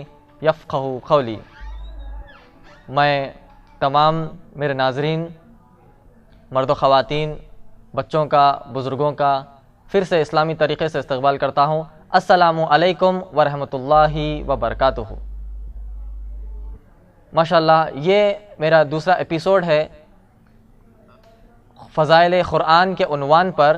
میں نے کل کے ایپیسوڈ میں قرآن مجید کے تعلق سے قرآن مجید کی تاریخ بتائی اور قرآن مجید کے 5 نام جو اللہ سبحانہ تعالیٰ نے قرآن مجید میں فرمائے ہیں، جیسا کہ اگر آپ پڑھیں گے سورہ بقرہ سورہ نمبر 2 کی آیت نمبر 185 میں اللہ سبحانہ تعالیٰ نے قرآن مجید کے 2 نام بتائے ہیں، قرآن، القرآن اور الفرقان۔ یہ 2 نام قرآن مجید میں سورہ بقرہ سورہ نمبر 2 کی آیت نمبر 185 میں آتے ہیں۔ اس کے بعد جیسا کہ میں نے کل بتایا، میں ریکیپ کے طور پر ایک 5 منٹ کل کے ایپیسوڈ کے بارے میں آپ سب کے سامنے رکھنے کی کوشش کروں گا انشاءاللہ۔ اور جیسا کہ تیسرا نام قرآن مجید کا الکتاب سورہ بقرہ سورہ نمبر 2 کی آیت نمبر 2 میں اللہ سبحانہ تعالیٰ نے الف لام میم ذالک الکتاب کہہ کر قرآن مجید کا تیسرا نام کہا ہے۔ اور ویسے ہی اگر آپ آگے پڑھیں گے سورہ ہجر سورہ نمبر 15 کی آیت نمبر 9 میں اللہ سبحانہ تعالیٰ نے کہا انا نحن نزلنا الذکر وانا لہ لحافظون۔ اس کا معنی یہ ہے کہ اللہ سبحانہ تعالیٰ کہہ رہے ہیں کہ ہم نے اس ذکر کو قرآن مجید کو نازل کیا ہے اور ہم ہی اس کی حفاظت کریں گے۔ تو اللہ سبحانہ تعالیٰ نے چوتھا نام قرآن مجید کا ذکر کہہ کر بتایا ہے۔ 5واں نام اگر آپ پڑھیں گے سورہ زمر سورہ نمبر 39 کی آیت نمبر 2 میں اللہ سبحانہ تعالیٰ نے قرآن مجید کو التنزیل کہہ کر پکارا ہے۔ تو قرآن مجید کے نام 5 جیسا قرآن مجید میں نے بتایا ہے، یہ کل کے بارے میں تھا۔ انشاءاللہ آج جو میں قرآن مجید کے بارے میں بتلانے جا رہا ہوں وہ قرآن مجید کے فضائل ہے۔ کل بھی میں نے چند فضائل بتائے ہیں، انشاءاللہ پہلے ایپیسوڈ میں چند فضائل میں نے بتائے ہیں۔ آج کا دوسرے ایپیسوڈ میں میں چند قرآن مجید کے فضائل بتانے کی کوشش کروں گا اور قرآن مجید سائنٹیفک فیکٹس کے بارے میں، ماڈرن سائنٹیفک فیکٹس کے بارے میں قرآن مجید کیا کہتی ہے اس کے بارے میں بتانے کی کوشش کروں گا انشاءاللہ۔ قرآن مجید ایک شفا ہے، قرآن مجید ایک شفا ہے۔ اللہ سبحانہ تعالیٰ نے یہ بات سورہ یونس سورہ نمبر 10 کی آیت نمبر 57 میں اللہ سبحانہ تعالیٰ نے فرمایا کہ قرآن مجید روحانی شفا ہے۔ اس کے بعد قرآن مجید جسمانی شفا بھی ہے۔ اگر آپ پڑھیں گے سورہ بنی اسرائیل سورہ نمبر 17 کی آیت نمبر 82 میں اللہ سبحانہ تعالیٰ نے بتایا کہ قرآن مجید جسمانی شفا بھی ہے۔ تو قرآن مجید کا اور ایک فائدہ یہ بھی ہو چکا ہے کہ ہمیں اس سے روحانی شفا بھی ملتی ہے اور جسمانی شفا بھی ملتی ہے۔ روحانی شفا کس طریقے سے آپ کو ملے گی؟ جیسا کہ آپ کے اندر، دل کے اندر بغض ہو یا کینہ کپٹ ہو یا پھر کسی کے لیے جلن یا حسد ہو، تب آپ قرآن مجید اگر پڑھتے جائیں گے تو یہ دل میں سے اس طریقے کی چیزیں ہمارے دل میں سے دور ہو سکتی ہے۔ اور آگے اگر آپ پڑھیں گے تو اللہ سبحانہ تعالیٰ کہتے ہیں کہ قرآن مجید مومنوں کے لیے رحمت ہے۔ کیسا ہے مومنوں کے لیے رحمت؟ قرآن مجید مومنوں کے لیے اس دنیا میں بھی رحمت ہے، قرآن مجید مومنوں کے لیے خبر میں بھی رحمت ہے، اور قرآن مجید مومنوں کے لیے آخرت میں بھی رحمت ثابت ہوتی ہے۔ مگر شرط یہ ہے کہ ہم قرآن مجید کو صرف عربی میں جو ہم سمجھتے نہیں، صرف ثواب کی نیت سے اگر ہم پڑھ لیں گے تو یہ ہمارے لیے رحمت اور شفا نہیں بن سکتی۔ مثال کے طور پر اگر آپ کا کوئی دوست ہے جو چائنا میں رہتا ہے اور اس نے آپ کو ایک ای میل کیا ہے، اور ای میل وہ بالکل کیا کرتا ہے، چائنیز لینگویج میں بھیجتا ہے کیونکہ اس کو دنیا کی کوئی لینگویج آتی ہی نہیں ہے، صرف وہ چائنیز لینگویج میں ہی بھیجتا ہے.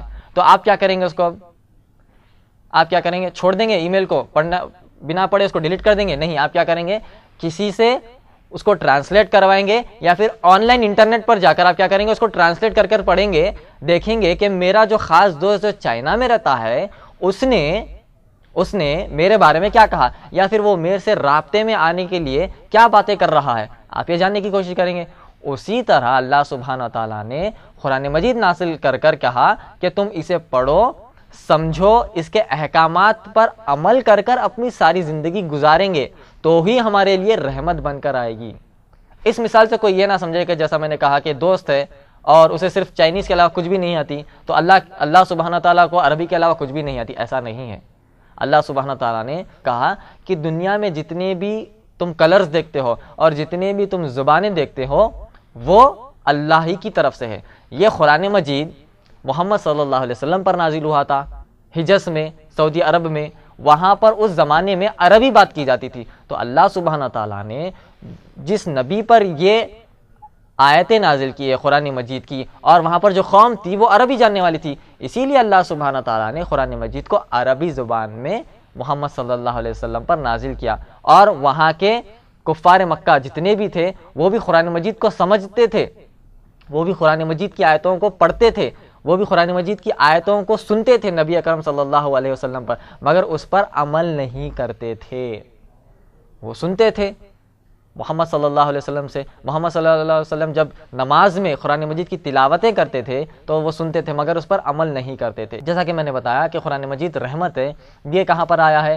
سورہ نحل سورہ نمبر 16 کی آیت نمبر 77 میں اللہ سبحانہ تعالیٰ نے کہا کہ قرآن مجید رحمت ہے. اور سورہ لقمان سورہ نمبر 31 کی آیت نمبر 3 میں اللہ سبحانہ تعالیٰ نے کہا یہ قرآن مجید رحمت ہے مومنوں کے لیے. اب اس کا ہم دنیاوی فائدہ دیکھیں گے. قرآن مجید کا دنیاوی فائدہ کیا ہے؟ میں دنیا میں زندہ ہوں تو اب مجھے دنیاوی فائدہ قرآن مجید سے کیا ہو سکتا ہے؟ پہلا فائدہ یہ ہے کہ ہم قرآن مجید کو پڑھ کر اس پر عمل کرنے سے ہم گمراہیوں سے بچ سکتے ہیں. گمراہیوں سے دیکھیے، زندگی کو گزارنے کا طریقہ جو اللہ سبحانہ تعالیٰ نے ہمیں قرآن مجید میں بتایا وہ بالکل انسانی فطرت کے مطابق ہے.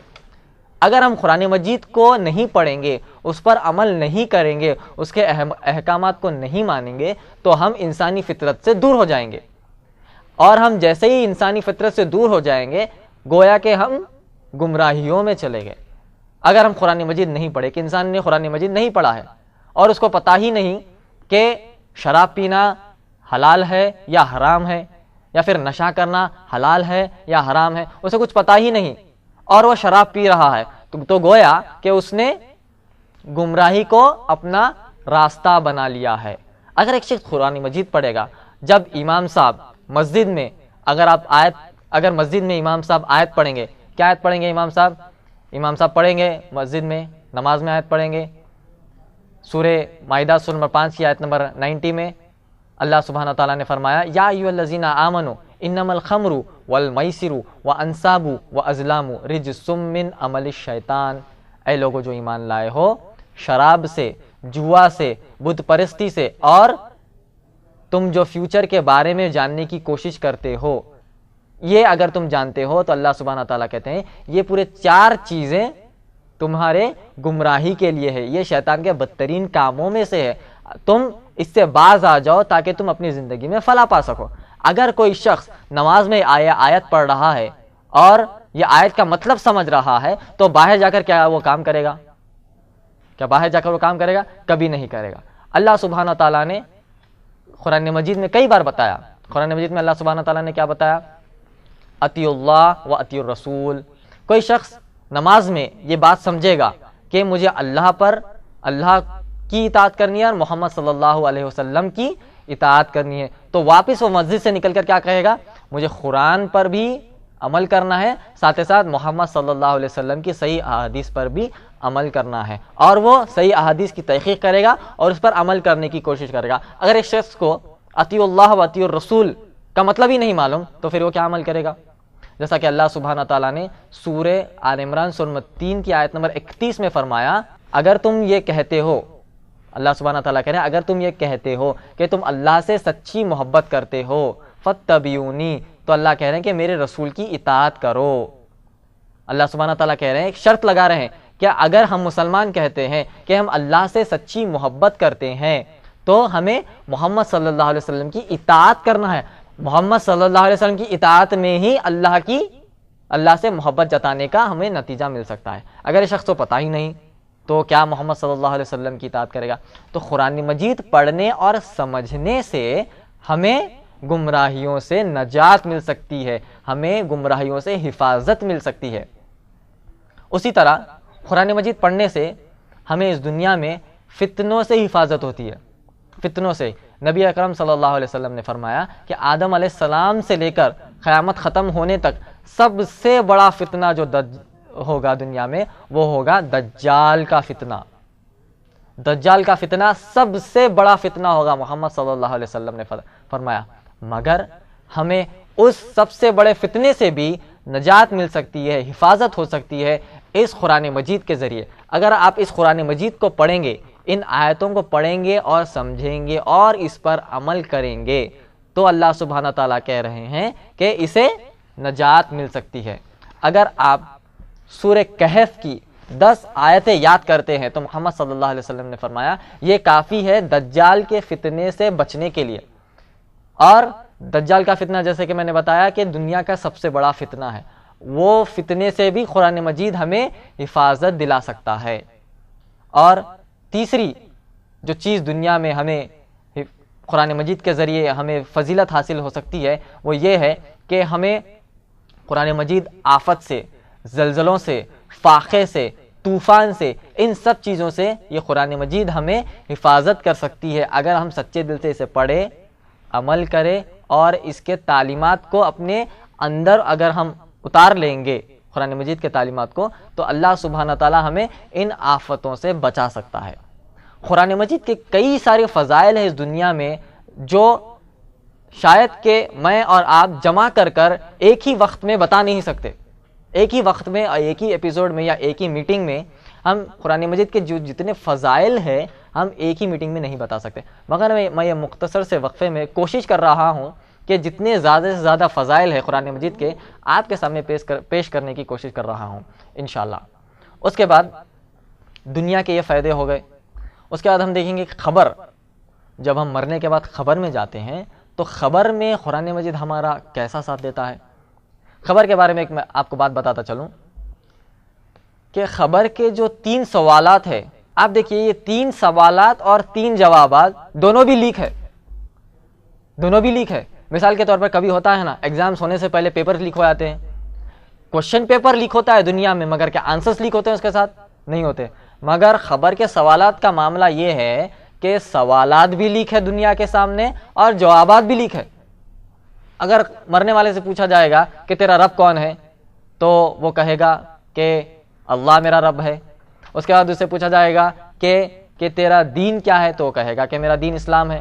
تیسری بار اس سے پوچھا جائے گا تیرے نبی کون ہے تو وہ کہے گا کہ میرے نبی محمد صلی اللہ علیہ وسلم ہے۔ تو سوالات بھی لیک ہے اور جوابات بھی لیک ہے۔ تو چند لوگ ایسا کہتے ہیں کہ بھائی مجھے سوال اور جواب دونوں بھی اچھی طریقے سے پتہ ہے، جیسا ہی میں مروں گا اور خبر میں جاؤں گا، جیسا ہی منکر نکیر آ کر پوچھیں گے 3 سوالات تو میں آسانی سے جواب دے دوں گا۔ ایسا ہونے والا ہے؟ ایسا ہونے والا نہیں ہے۔ جب تک کہ آپ قرآن مجید کو سمجھیں، پڑھیں اور اس پر عمل کریں، جب تک یہ آپ نہیں کرتے ہیں، جب تک یہ نہیں ہوتا ہے، جب تک ہمارے منہ سے وہ جوابات آسانی سے نہیں نکل سکتے ہیں۔ جیسا کہ میں نے فرمایا، جیسا کہ میں نے کہا کہ خبر میں 3 سوالات ہو گئے کہ تیرا رب کون ہے، تیرے رسول کون ہے، اس کے بعد تیرا دین کیا ہے۔ یہ 3 سوالات ہو گئے۔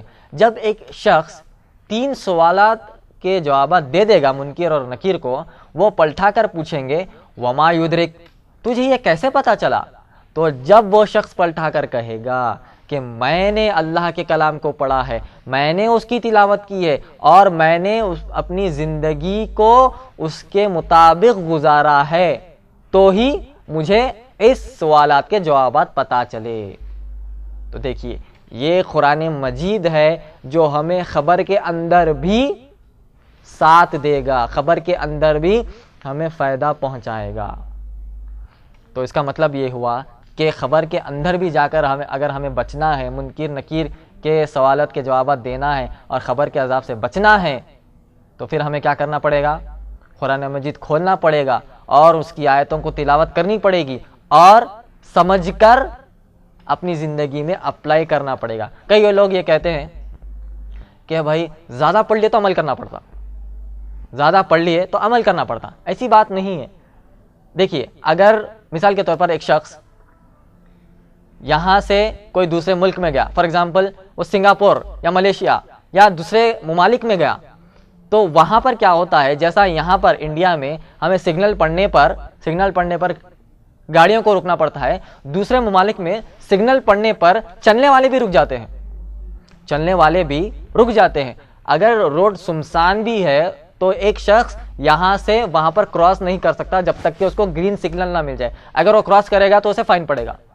اگر کوئی ہمارے ہندوستان میں سے دوسرے ملک میں جا کر کہے کہ بھائی ہمارے ہندوستان میں تو جو ہے گرین سگنل پڑنے پر گاڑی بھی نہیں رکتی، تو میں پیدل کیوں رکوں؟ تو دوسرے ممالک والے وہاں پر کہیں گے کہ جب تم نے ویزا لیا تو تمہیں یہ قانون پتا ہونا تمہاری ذمہ داری ہے، میری ذمہ داری نہیں ہے۔ اگر وہاں پر جا کر ہم ریڈ سگنل پر پیدل چل گئے روڈ کے اوپر تو ہمیں فائن پڑ جائے گی۔ تو اسی طرح نہیں معلوم ہونا اس بات کی دلیل نہیں ہے کہ ہم عمل سے چوک ہو جائے۔ ہم کو معلوم کرنا بہت ضروری ہے اور عمل کرنا بہت ضروری ہے۔ اگر نہیں معلوم کر ہم عمل نہیں کریں گے تو جنت میں جانے کے پہلے مستحق غیر مسلمان ہو جائیں گے۔ کیوں؟ کیونکہ ان کو نہیں معلوم کے علاوہ قرآن مجید ہی نہیں معلوم ہے۔ تو وہ کہیں گے کہ اللہ مجھے نہ تو معلوم ہے، نہ تیرا نبی معلوم ہے، نہ تیرا دین معلوم ہے، نہ قرآن معلوم ہے، لہٰذا نہیں معلوم ہونے کی بنیاد پہ کوئی جنت میں جا سکتا ہے؟ ایسا نہیں۔ معلوم کر عمل کرنا ہی ہمیں جنت کا راستہ آسان کر سکتا ہے انشاءاللہ۔ تو معلوم کرنا بہت ضروری ہے۔ تو جیسا کہ میں نے کہا کہ قرآن مجید ہمیں دنیا میں ساتھ دیتا ہے، اس کے بعد خبر میں 3 سوالات کرنے کے بعد جو ہمیں چوتھا سوال نہیں ہوگا، ایک ریٹورک کوسچن ہوگا وہ، کہ جب ہم 3 سوالات کے جوابات دے دیں گے تو منکر نکیر پلٹا کر پوچھیں گے وما یدرک، تجھے کیسے پتا ہوا یہ 3 چیزیں؟ تو وہ کہے گا کہ میں نے قرآن مجید پڑھی۔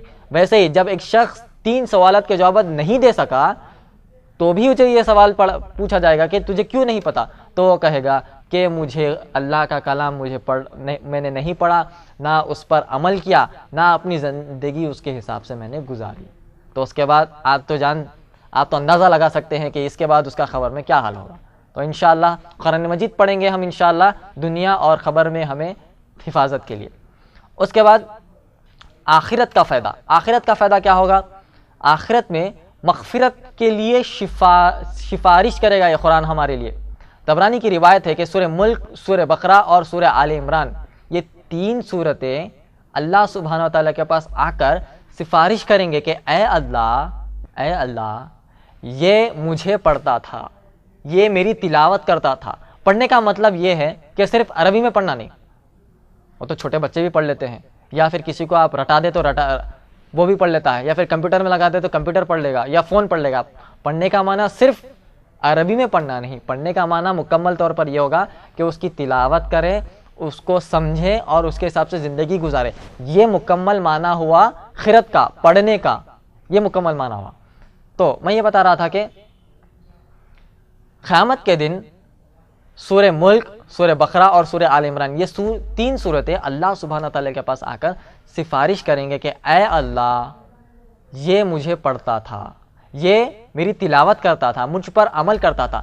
یہ سورتیں کیوں سورہ بقرہ اور سورہ آل عمران؟ کیونکہ اس میں کئی سارے حکم، احکامات دیے گئے ہیں۔ سورہ بقرہ جیسی بڑی سورت اور سورہ آل عمران جیسی بڑی سورت کے اندر اللہ سبحانہ تعالیٰ نے زندگی کیسے گزارے اور زندگی کیسے نہ گزارے، اس طریقے کے احکامات ان 2 سورتوں میں پائے جاتے ہیں۔ تو اگر ہم ان 2 سورتوں پر پڑھ کر ان پر عمل کریں گے تو یہ سورتیں، سورہ ملک، سورہ بقرہ اور سورہ آل عمران قیامت کے دن آ کر سفارش کریں گے کہ اللہ یہ مجھے تلاوت کرتا تھا، پڑھتا تھا، عمل کرتا تھا، اور اس نے ساری زندگی میرے حساب سے گزاری ہے، تو لہٰذا اے اللہ تو اس کی نجات عطا فرما دے۔ یہ اللہ سبحانہ تعالیٰ سے قرآن مجید آ کر سفارش کرے گا۔ اس کے بعد جامعہ ترمذی کی روایت ہے کہ جو شخص قرآن پڑھتا ہے قرآن اللہ سبحانہ تعالیٰ سے آ کر یہ کہے گا، 3 مطالبات کرے گا، 3 گزارش کرے گا اللہ سبحانہ تعالیٰ سے۔ پہلی گزارش یہ ہوگا کہ وہ اللہ سبحانہ تعالیٰ سے کہے گا کہ اے اللہ اسے ایک بہترین لباس پہنا جائے۔ جو شخص قرآن مجید پڑھتا ہے اسے بہترین لباس پہنایا جائے تو اسے ایک بہترین لباس پہنایا جائے گا، اور اس کے اوپر ایک بہترین اس کے سر پر تاج پہنایا جائے گا۔ اس کے بعد دوسری مطالبہ قرآن مجید کیا کرے گا؟ دوسرا مطالبہ بھی سیم وہی کرے گا کہ اللہ اسے بہترین لباس پہنایا جائے، تو پھر سے جو قرآن مجید پڑھتا ہے اس کو ایک اچھا لباس پہنایا جاتا ہے۔ تیسرا مطالبہ قرآن مجید یہ کہے گا کہ اے اللہ اس کی شفاعت کر دے، اس سے راضی ہو جا۔ قرآن مجید اللہ سبحانہ تعالیٰ سے کیا کرے گا؟ سفارش کرے گا کہ اے اللہ اس سے راضی ہو جا۔ کون خوش نصیب وہ بندہ نہیں چاہے گا کہ قرآن مجید آ کر قیامت کے دن اس کی سفارش کر دے۔ اللہ کا کلام آ کر قیامت کے دن سفارش کر دے، اس سے خوش نصیب شخص کون ہوگا دنیا میں؟ مگر شرط یہ ہے کہ قرآن مجید پڑھے، سمجھے اور عمل کرے۔ یہ 3 شرطیں ہیں، یہ سب فضیلت قرآن مجید کی حاصل کرنے کے لیے۔ اس کے بعد قرآن مجید کثرت سے پڑھنے والا، طبرانی کی روایت ہے کہ قرآن مجید کثرت سے پڑھنے والا اللہ سبحانہ تعالیٰ اسے اپنے قریبی فرشتوں کی صف میں ٹھہرا دے گا۔ کتنی بڑی بات ہے، سوچیے آپ، اللہ سبحانہ تعالیٰ کے جو قریبی فرشتے ہیں ان کی صف میں اللہ سبحانہ تعالیٰ قرآن مجید کو پڑھنے والے کو ٹھہرا دے گا۔ مثال کے طور پر کوئی ملک کا بادشاہ ہے یا پھر کوئی ملک کا وزیر اعظم ہے، اس کے جو پرسنل لوگ ہوتے ہیں، اس کے جو قریبی لوگ ہوتے ہیں، ان قریبی لوگوں میں وہ بادشاہ کیا کر رہا ہے؟ آپ کو لے جا کر ٹھہرا رہا ہے۔ تو دنیاوی اعتبار سے اگر آپ سوچیں کتنی بڑی بات دکھے گی۔ سوچئے سارے عالموں کا رب اللہ سبحانہ تعالیٰ کہہ رہے ہیں کہ قرآن مجید کو پڑھنے والا، سمجھنے والا اور عمل کرنے والے پر اللہ سبحانہ تعالیٰ اسے کیا کرتے ہیں؟ فرشتوں کی پہلی صف میں عزت کے ساتھ ٹھہراتے ہیں۔ تو کون شخص ہوگا جو اتنی عزت حاصل نہیں کرنے کی کوشش کرے گا؟ اور کون وہ شخص ہوگا جو قرآن مجید پڑھ کر عمل کر زندگی اس کے حساب سے گزار کر وہاں فرشتوں کی صف میں ٹھہرنے کا شرف حاصل کرے گا انشاءاللہ۔ تو یہ تھی دنیاوی خبر کی اور آخرت کے فائدے۔ یہ تو میں مختصر فائدے آپ کو بتا رہا ہوں، بالکل میں کہہ سکتا ہوں کہ انگلیوں پر گن سکتے ہیں کہ 3 یا 4 فائدے میں نے بتائے خبر کے، دنیا کے، خبر کے اور آخرت کے۔ اگر آپ قرآن مجید اور صحیح احادیث کا مطالعہ کریں گے تو کئی سارے فائدے دنیا اور آخرت میں آپ کو مل سکتے ہیں انشاءاللہ۔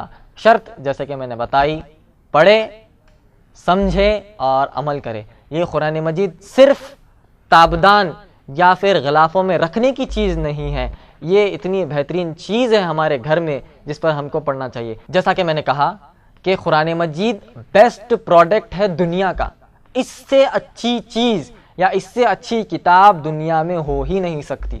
مگر افسوس کی بات یہ ہے کہ پروڈکٹ بیسٹ ہونے پر اس کا سیلس مین اس کا سیل برابر نہیں کر رہا ہے، اس کو دنیا تک صحیح طریقے سے نہیں پہنچا سک رہا ہے۔ Best product with worst salesman, یہ ہم کہہ سکتے ہیں۔ اس کے بعد قرآن مجید کو پڑھنا اور سمجھنا بالکل مشکل نہیں، ہاں ہو سکتا یہ ہے کہ قرآن مجید کے چند آیتیں ہیں جن کو علماء سمجھیں گے، اس کی تفسیر علماء نکالیں گے، مگر قرآن مجید کو عام انسان بھی سمجھ سکتا ہے، کیونکہ اللہ سبحانہ تعالیٰ نے سورہ قمر میں 4 دفعہ ایک آیت فرمائی ہے۔ 4 دفعہ اللہ سبحانہ تعالیٰ نے کیا کہا؟ وَلَقَدْ يَسَّرْنَا الْقُرْآنَ لِلذِّكْرِ فَهَلْ مِن مُدَّكِّرٍ، کہ اللہ سبحانہ تعالیٰ نے کہا کہ ہم نے اس قرآن مجید کو آسان بنا دیا تاکہ تم اسے ذکر کرے، تم اس کی تلاوت کرے، تم اس کو سمجھیں۔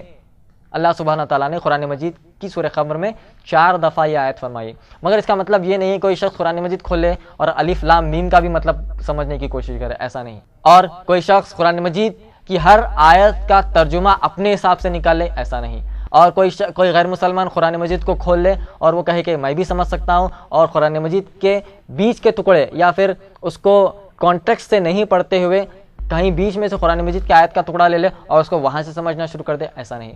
قرآن مجید ہم سمجھ سکتے ہیں، ہم اس کا ٹرانسلیشن پڑھ سکتے ہیں، مگر جو ایسی آیتیں چند قرآن مجید میں ہوتی ہے جو علماء اس کو سمجھائیں گے، وہ کامن آدمی نہیں سمجھ سکتا۔ مگر اس کا مطلب یہ نہیں ہے کہ ہم قرآن مجید نہیں پڑھیں، قرآن مجید کھولنا ہے، جیسا کہ اردو زبان میں ہے، انگلش زبان میں، تیلگو زبان میں، مراٹھی زبان میں، چائنیز میں ہے، افریکانس میں ہے، زولو میں ہے، انڈونیشین لینگویج میں ہے، ملائی میں ہے، مالڈیوز لینگویج میں ہے، کئی سارے لینگویج میں قرآن مجید موجود ہے۔ تو جو آپ کو زبان آتی ہے قرآن مجید کھولیے اور اس کی تلاوت کریے انشاءاللہ۔ اب ہم قرآن مجید میں جو جدید سائنس، جو جدید سائنٹیفک فیکٹس ہے قرآن مجید میں موجود جو ہے، اس کے بارے میں بتانے کی میں آپ کو کوشش کروں گا انشاءاللہ۔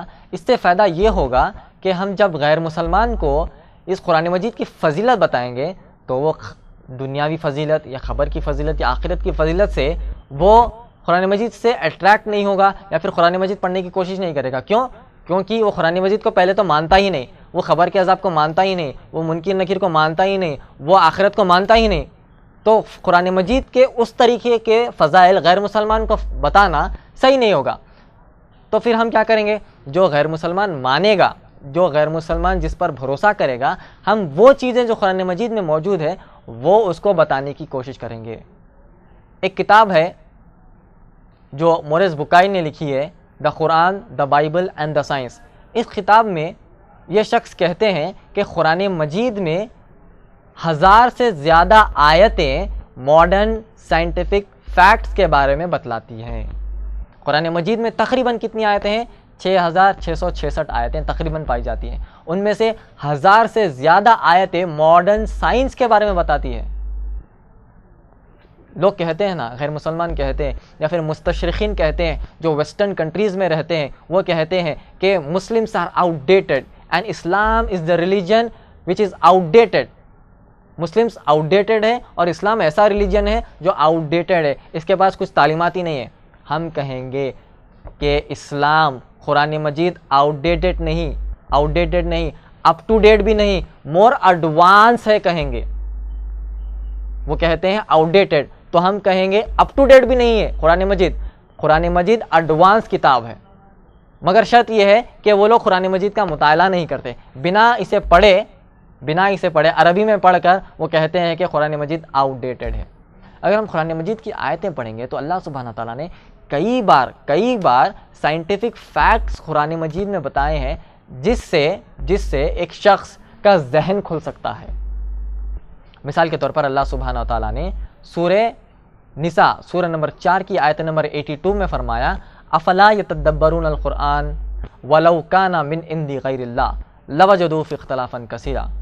جس کا معنی یہ اللہ سبحانہ تعالیٰ کہہ رہے ہیں کہ کیا یہ لوگ قرآن مجید پر غور و فکر نہیں کرتے، تدبر نہیں کرتے؟ اگر یہ اللہ سبحانہ تعالیٰ کی طرف سے نہیں ہوتا تو اس میں غلطیاں پائی جاتی، اس میں اختلافات ہوتے، اس میں آپ دیکھیں گے کہ آیتیں ایک دوسرے سے ٹکرانے والی ملیں گی۔ اللہ سبحانہ تعالیٰ کہہ رہے ہیں اگر ہم قرآن مجید کا مطالعہ کرتے ہیں تو پوری قرآن مجید میں کہیں پر بھی غلطی نہیں پائی جاتی، پوری قرآن مجید میں کہیں پر بھی اختلاف نہیں ہوتا۔ تو اس آیت میں اللہ سبحانہ تعالیٰ کہہ رہے ہیں کہ تدبر کرو، غور و فکر کرو۔ تو یہ جو لوگ کہتے ہیں کہ قرآن مجید اور مسلمان آؤٹ ڈیٹڈ ہے، اگر وہ قرآن مجید کو اچھی طرح سے پڑھیں گے تو ماڈرن سائنٹیفک فیکٹس اس طریقے سے ہمیں ملتے ہیں کہ اللہ سبحانہ تعالیٰ نے سورہ انبیاء سورہ نمبر 21 کی آیت نمبر 30 میں فرمایا، اورم الذین کفروا ان السماوات والارض کانتا رتقا ففتقناہما۔ اللہ سبحانہ تعالیٰ کہہ رہے ہیں کہ آسمان اور زمین ملے ہوئے تھے، آسمان اور زمین کیا ملے ہوئے تھے، اور وہ ہم ہی ہے جس نے اس کے اندر ایک پھوٹ ڈالی۔ 1973 میں 2 سائنسدانوں نے بگ بینگ تھیوری کے بارے میں بات کرا ہے۔ بگ بینگ تھیوری کے بارے میں سائنسدانوں نے 1973 میں بات کیا ہے۔ اگر میرے نوجوان بھائی یا بچے اس پروگرام کو دیکھ رہے ہیں تو وہ یہ جان سکتے ہیں کہ ان کی سائنس کی کتابوں میں بگ بینگ تھیوری کے بارے میں وہ تعلیمات اسکول میں حاصل کر رہے ہیں۔ اصل بگ بینگ تھیوری اللہ سبحانہ تعالیٰ نے 1400 سال پہلے محمد صلی اللہ علیہ وسلم کو قرآن مجید میں بتائی تھی، مگر آج کے سائنسدان 21ویں صدی میں 20ویں صدی میں 1973 میں 2 سائنسدانوں نے بگ بینگ تھیوری کے بارے میں معلوم کیا ہے۔ تو ہمیں پتہ یہ چلتا ہے کہ قرآن مجید تو 1400 سال پہلے محمد صلی اللہ علیہ وسلم پر نازل ہوئی، اور یہ اپ ٹو ڈیٹ نہیں، ایڈوانس کتاب تھی، جو 20 صدی بعد انسانوں نے کئی سارے اوزاروں سے، کئی سارے مشینوں سے اس چیز کو معلوم کیا۔ محمد صلی اللہ علیہ وسلم نے صرف ایک وحی کے ذریعے یہ بات بتا دی، اللہ سبحانہ تعالیٰ کے ذریعے۔ کیوں اللہ سبحانہ تعالیٰ نے اس ساری کائنات کو بنایا ہے، اور اللہ سبحانہ تعالیٰ نے وہی نازل کیا جو اللہ سبحانہ تعالیٰ نے بنایا۔ سمپل سی بات یہی ہے۔ تو بتانا کا مقصد یہ ہے کہ سائنٹیفک فیکٹس قرآن مجید میں موجود ہے، کہ اگر کوئی شخص کہے کہ محمد صلی اللہ علیہ وسلم سچے نبی نہیں ہیں، تو وہ 1400 سال پہلے سعودی عرب کے اندر، جس کا نام پہلے حجاز تھا، وہاں پر وادیوں میں، ریگستان میں، جہاں پر کوئی اوزار موجود نہیں ہے، کوئی ایکوپمنٹ موجود نہیں ہے، کوئی ٹیلیسکوپ موجود نہیں ہے، وہاں پر نبی اکرم صلی اللہ علیہ وسلم کہہ رہے ہیں کہ اس آسمان اور زمین ملے ہوئے تھے اور وہاں پر پھوٹ ہوئی۔ تو سائنٹیفک فیکٹ قرآن مجید میں موجود ہے، جو 20ویں صدی میں انسانوں نے کئی سارے اوزاروں کے ذریعے اس چیز کو معلوم کی۔ اللہ سبحانہ تعالیٰ نے یہی آیت میں کہا، سورہ انبیاء سورہ نمبر 21 کی آیت نمبر 30 اور 31 کا آپ مطالعہ کریں گے تو اللہ سبحانہ تعالیٰ نے کہا وَجَعَلْنَا مِنَ الْمَاءِ كُلَّ شَيْءٍ حَيٍّ، کا معنی یہ ہے کہ ہم نے ہر جاندار چیز کو پانی سے بنایا ہے۔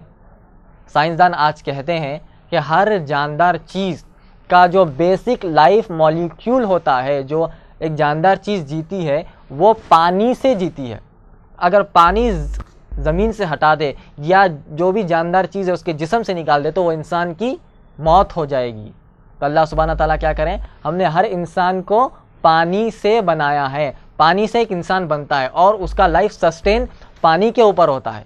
تو آج کے سائنسدان کہتے ہیں کہ ایک انسان کے جسم کے اندر 70 سے 80% پانی ہوتا ہے۔ یہ صدی میں کئی سارے ایکوپمنٹس استعمال کر کے، کئی سارے اوزار استعمال کر کئی سارے لوگوں کی محنت لگتی ہے، اس کے اوپر ریسرچ لگتے ہیں، ٹیسٹ ہوتے ہیں، کئی ساری باتیں درمیان میں آتی ہیں ان کے ٹیسٹ کے بیچ میں، اور آخری میں وہ ایک نتیجے پر نکلتے ہیں کہ ہاں بھائی انسان کے اندر پانی ہے۔ صرف ایک آیت، اتنا سا آیت کا ٹکڑا ہمیں سائنٹیفک فیکٹ بتا رہا ہے، وَجَعَلْنَا مِنَ الْمَاءِ كُلَّ شَيْءٍ حَيٍّ۔ اور جب یہ آیت نازل ہوئی تھی محمد صلی اللہ علیہ وسلم کے اوپر، جب اطراف میں ریگستان ہی ریگستان تھا، دور دور تک پانی کی قلت تھی، تو صحابہ نے پلٹا کر یہ نہیں پوچھا ہے اللہ کے نبی، ہم تو جہاں کہیں بھی دیکھتے ہیں ہمیں صرف ریگستان ہی ریگستان دکھ رہا ہے اور آپ ایسی آیتیں ہمیں بتا رہے ہیں؟ یہ صحابہ پلٹا کر کبھی بھی نہیں پوچھے، کیونکہ ان کو یہ پتا تھا کہ جو بھی محمد صلی اللہ علیہ وسلم کہہ رہے ہیں وہ اللہ سبحانہ تعالیٰ کی طرف سے ہیں۔ یہ بات ان کو اچھی طریقے سے پتا تھی، اور یہی بات اللہ سبحانہ تعالیٰ نے سورہ فرقان سورہ نمبر 25 کی آیت نمبر 54 میں بھی اللہ سبحانہ تعالیٰ نے کہا کہ ہم نے جو بھی چیز بنائی ہے، جو بھی چیز جاندار چیز ہے، وہ پانی سے بنی ہوئی ہے، کہ اللہ سبحانہ تعالیٰ نے فرمایا۔ ارتھ کا شیپ ہمیں کب پتہ چلا ہے؟ 1950 کے بعد سائنسدانوں نے یہ پتہ کیا کہ ارتھ کا جو شیپ ہے وہ گول ہے۔ پرانے زمانے میں لوگ کہتے تھے کہ زمین سے آپ آگے مت بڑھیے، ہو سکتا ہے کہ زمین کو ایک ایج ہو اور ہم وہاں سے گر جائیں۔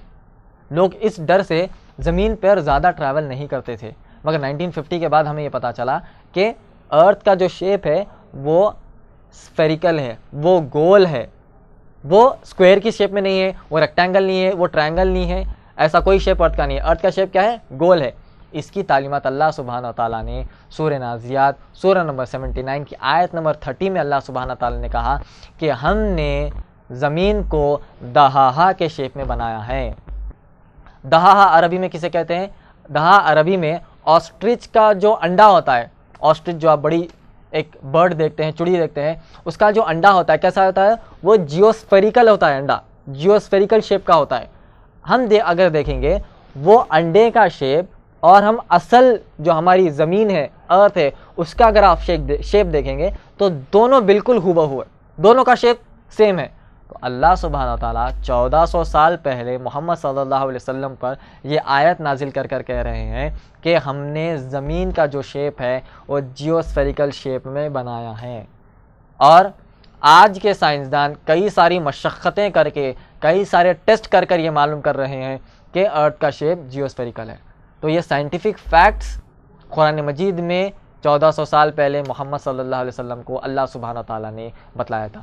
اگر آپ پڑھیں گے سورہ نبا سورہ نمبر 78 کی آیت نمبر 6 اور 7، یہ دو آیتوں میں اللہ سبحانہ تعالیٰ نے فرمایا کہ ہم نے جو پہاڑ ہے، پہاڑ کو ہم نے زمین پر اسی لیے ٹھہرایا ہے تاکہ وہ ہلے نہیں، تاکہ زمین جو ہے اپنی جگہ پہ سے نہ ہل جائے، ایک فرم کی طرح۔ جیسا کہ ہم جب بھی ہم ایک بلڈنگ بناتے ہیں یا پھر ایک سٹرکچر بناتے ہیں تو ہم کیا کرتے ہیں، ایک فاؤنڈیشن بناتے ہیں، زمین کے اندر اس کو فکس کرتے ہیں تاکہ وہ بلڈنگ وہ ہلے نہیں۔ اسی طرح اس زمین کو نہ ہلنے کے لیے اللہ سبحانہ تعالیٰ کہہ رہے ہیں کہ ماؤنٹینز کو ہم نے ایز اے پیگز ہم نے اللہ سبحانہ تعالیٰ نے اس زمین میں دھسا کر رکھا ہے۔ اگر یہ ماؤنٹینز نہیں ہوتے تو زمین یہاں سے وہاں ہل جاتی۔ آج کے سائنسدان کہہ رہے ہیں کہ اس کی وجہ، ماؤنٹینز کی وجہ بالکل یہی ہے کہ زمین نہ ہلے، زمین اپنی جگہ پہ سے نہ ہلے۔ اگر یہ ماؤنٹینز اس دنیا میں نہیں ہوتے، اس ارتھ پر نہیں ہوتے، تو ہوتا یوں کہ زمین خطے کی زمین اپنی جگہ پر سے ہلنا شروع ہو جاتی اور ساری انسانیت، جتنے بھی پرند اور چرند ہیں، جتنے بھی چیزیں دنیا میں موجود ہیں، ان کا جینا مشکل ہو جاتا۔ تو 1400 سال پہلے والی بتانے جانے والی آیت آج سائنسدان کہہ رہے ہیں کہ اس کی اصل وجہ یہی ہے۔ آج ہمیں سائنس کہتی ہے کہ ہمارا جو وجود ہوتا ہے ماں کے پیٹ میں، وہ ایک خون کے لوتھڑے سے ہوتا ہے، خون کا ایک لوتھڑا ہوتا ہے، اس سے ہم وجود میں آتے ہیں ماں کے پیٹ کے اندر۔ ایمبریولوجی جسے کہتے ہیں، اسٹڈی آف ایمبریو کو کہتے ہیں ایمبریولوجی کی اگر آپ اچھی اسٹڈی کریں گے تو پتہ چلے گا کہ خون کے لوتھڑے سے ایک انسان وجود میں آتا ہے۔ یہ تو بالکل پہلی ہی آیتوں میں اللہ سبحانہ تعالیٰ نے فرمایا۔ سورہ علق سورہ نمبر 96 کی آیت نمبر 1 سے 5 میں اللہ سبحانہ تعالیٰ نے کیا فرمایا؟ جو پہلی آیت محمد صلی اللہ علیہ وسلم پر نازل ہوئی تھی، اقرا بسم ربک الذی خلق، خلق الانسان من علق۔ آگے کی آیتیں اگر آپ پڑھیں گے تو اللہ سبحانہ تعالیٰ کہہ رہے ہیں کہ ہم نے انسان کو خون کے لوتھڑے سے بنایا ہے۔ یہ بات 1400 سال پہلے محمد صلی اللہ علیہ وسلم کو کہی گئی تھی، اور آج کے سائنسدان اسے پڑھ کر، سمجھ کر، اس کے اوپر ٹیسٹ کر کر، کئی سارے اوزارے لگا کر یہ بات ہمیں دنیا کو بتانے کی کوشش کر رہے ہیں، مگر یہ بات ہمیں 1400 سال پہلے محمد صلی اللہ علیہ وسلم نے اس بات کو بتلا دیا تھا۔ اگر آپ سورہ قمر پڑھیں گے تو سورہ قمر میں اللہ سبحانہ تعالیٰ نے کہا کہ جو چاند کی روشنی ہے وہ ایک ریفلیکٹڈ لائٹ ہے۔ پہلے زمانے میں لوگ سمجھتے تھے کہ سورج کی ایک روشنی جو ہمیں دن میں ملتی ہے وہ ایک روشنی ہو گئی، اور چاند کی جو روشنی ہے وہ بھی ایک روشنی ہے جو چاند ہمیں رات میں دیتا ہے۔ مگر آج کی سائنس کہتی ہے کہ جو چاند کی روشنی ہے وہ خود کی روشنی نہیں ہے، وہ سورج کی روشنی ہے، بلکہ جو سورج کی روشنی ہے وہ سورج کی روشنی چاند پر پڑتی ہے اور اس کا ریفلیکشن ارتھ پر پڑتا ہے۔ یہ بات اللہ سبحانہ تعالیٰ نے سورہ قمر میں 1400 سال پہلے بتائی ہے۔ تو سوچیں، کیا محمد صلی اللہ علیہ وسلم ایک امی نبی، اللہ سبحانہ تعالیٰ نے اس کی گواہی دی۔ سورہ اعراف سورہ نمبر 7 کی آیت نمبر 157 میں اللہ سبحانہ تعالیٰ نے کہا، الذین یتبعون الرسول النبی الامی الذی، اے نبی محمد صلی اللہ علیہ وسلم آپ ایک امی نبی ہیں۔ آپ کیا ہے؟ ایک امی نبی ہے۔ تو سوچئے ایک امی نبی جن کو پڑھنا اور لکھنا بالکل بھی نہیں آتا تھا، وہ نبی ایڈوانس باتیں کر رہے ہیں، ایڈوانس نالج دے رہے ہیں، ایڈوانس انفارمیشن دنیا کو دیے ہیں 1400 سال پہلے، اور آج کے سائنسدان کئی سارے اوزار لگا کر، کئی سارے ایکوپمنٹ لگا کر، کئی سارے ٹیسٹ کر کر آج دنیا کو یہ بات بتا کر کہتے ہیں کہ ہم نے یہ کیا کیا؟ ڈسکور کیا، ہم نے فلاں چیز ڈسکور کی، ہم نے فلاں سائنٹیفک فیکٹ ڈسکور کی۔ اگر وہ قرآن مجید کا مطالعہ کر لیں گے تو انہیں یہ ڈسکوریز کرنے میں اور آسانی ہوگی، اور جتنے وہ ٹیسٹ کر رہے ہیں، جتنے اوزار لگا رہے ہیں، اتنے اوزار لگانے کی ضرورت نہیں ہے۔ مگر شرط یہ ہے کہ وہ قرآن مجید کا اچھی طرح سے مطالعہ کریں، اور انشاءاللہ اس مطالعہ کرنے کے دوران وہ اسلام قبول کر لیں۔ اس کے بعد اللہ سبحانہ تعالیٰ نے سورہ قیامہ سورہ نمبر 75 کی آیت نمبر 3 اور 4 میں فنگر ٹپس پر جو آپ کے لائنز ہوتے ہیں، جو فنگر ٹپس پر آپ کے جو لائنز ہوتے ہیں، اللہ سبحانہ تعالیٰ نے اس کا بھی اشارہ سورہ قیامہ سورہ نمبر 75 کی آیت نمبر 3 اور 4 میں اللہ سبحانہ تعالیٰ نے کہا، یہ چند سائنٹیفک فیکٹس ہے جو میں آپ کے سامنے پیش کرنے کی کوشش کر رہا تھا. ویسے تو قرآن مجید میں جیسے کہ میں نے کہا 1000 سے زیادہ آیتیں قرآن مجید میں سائنٹیفک فیکٹس کے بارے میں بتلاتی ہے. تو میں آپ سے گزارش یہ کرتا ہوں میرے بھائیوں سے, مرد و خواتین, بچوں سے, بزرگوں سے, کہ قرآن مجید کو کھولیے اور اس کو پڑھیے اور اس میں یہ جاننے کی کوشش کریے کہ سائنٹیفک فیکٹس اور کیا ہے. زیادہ تر جو اسکول جانے والے, کالج جانے والے نوجوان ہیں, جو وہ اسکولس اور کالجز میں پڑھ رہے ہیں, انہیں یہ پتہ ہونا چاہیے کہ وہ جو اپنی اسکولس اور کالجز کی کتابوں میں سائنٹیفک فیکٹس کے بارے میں پڑھ کر چوکنا نہ ہو جائے. وہ باتیں تو آپ کے گھر میں پہلے سے ہی موجود ہے, بچپن سے ہی موجود ہے. وہ باتیں قرآن مجید میں جو آپ کے گھر میں رکھی ہوئی ہے اس میں پہلے سے ہی موجود ہے. تو پڑھ کر چوکنا نہ ہو انشاءاللہ, مگر شرط یہ ہے کہ وہ گھر جا کر قرآن مجید کو کھول کر پڑھیں تاکہ وہ سائنٹیفک فیکٹس معلوم کر سکیں. اس کے بعد جیسا کہ میں نے شروعات میں بتایا, قرآن مجید کے فضائل بتائیں. وہ فضائل تو ہم مسلمانوں کے لیے ہیں جو اللہ پر, محمد صلی اللہ علیہ وسلم, قرآن مجید پر, خبر پر, آخرت پر ایمان لاتے ہیں. ان لوگوں کے لیے فضائل ہیں. اس کے بعد دوسری طرف میں نے جو بتائی ہے کہ قرآن مجید میں سائنٹیفک فیکٹس موجود ہے, میں نے کہا کہ اگر کوئی شخص مسلمان نہیں ہے تو فضائل پر کو نہیں مانے گا. جب وہ اللہ اور قرآن کو نہیں مانتا تو فضائل کو کیوں مانے گا؟ تو اس کے لیے میں نے کہا کہ سائنٹیفک فیکٹس بتائیں. اس کے بعد ہوتا یوں ہے کہ ایک انسان ہٹ درمی پر آ کر کہتا ہے کہ میں سائنٹیفک فیکٹس کو بھی نہیں مانتا, لہٰذا یہ قرآن مجید اللہ کا کلام نہیں ہے, میں اسلام نہیں لاؤں گا, میں مسلمان نہیں ہوں گا, میں قرآن مجید کو یہ نہیں مانوں گا کہ یہ اللہ سبحانہ تعالیٰ کا کلام. ہوتا یوں ہے کہ ہمیشہ جب ہم دیکھتے ہیں کہ ہماری روزمرہ کی زندگی میں چند باتیں ہم لوگوں کو سمجھانے کی, بتانے کی کوشش کرتے ہیں, مگر ایک شخص ہٹ درمی پر آ گیا, صحیح چیز کو بھی مان رہا ہی نہیں ہے, تو ہم پلٹا کر کیا کہتے ہیں؟ اسے یہ کہتے ہیں کہ بھائی ٹھیک ہے, میں نے تو جتنا میری طرف سے ہو سکا میں نے تجھے بتایا ہے.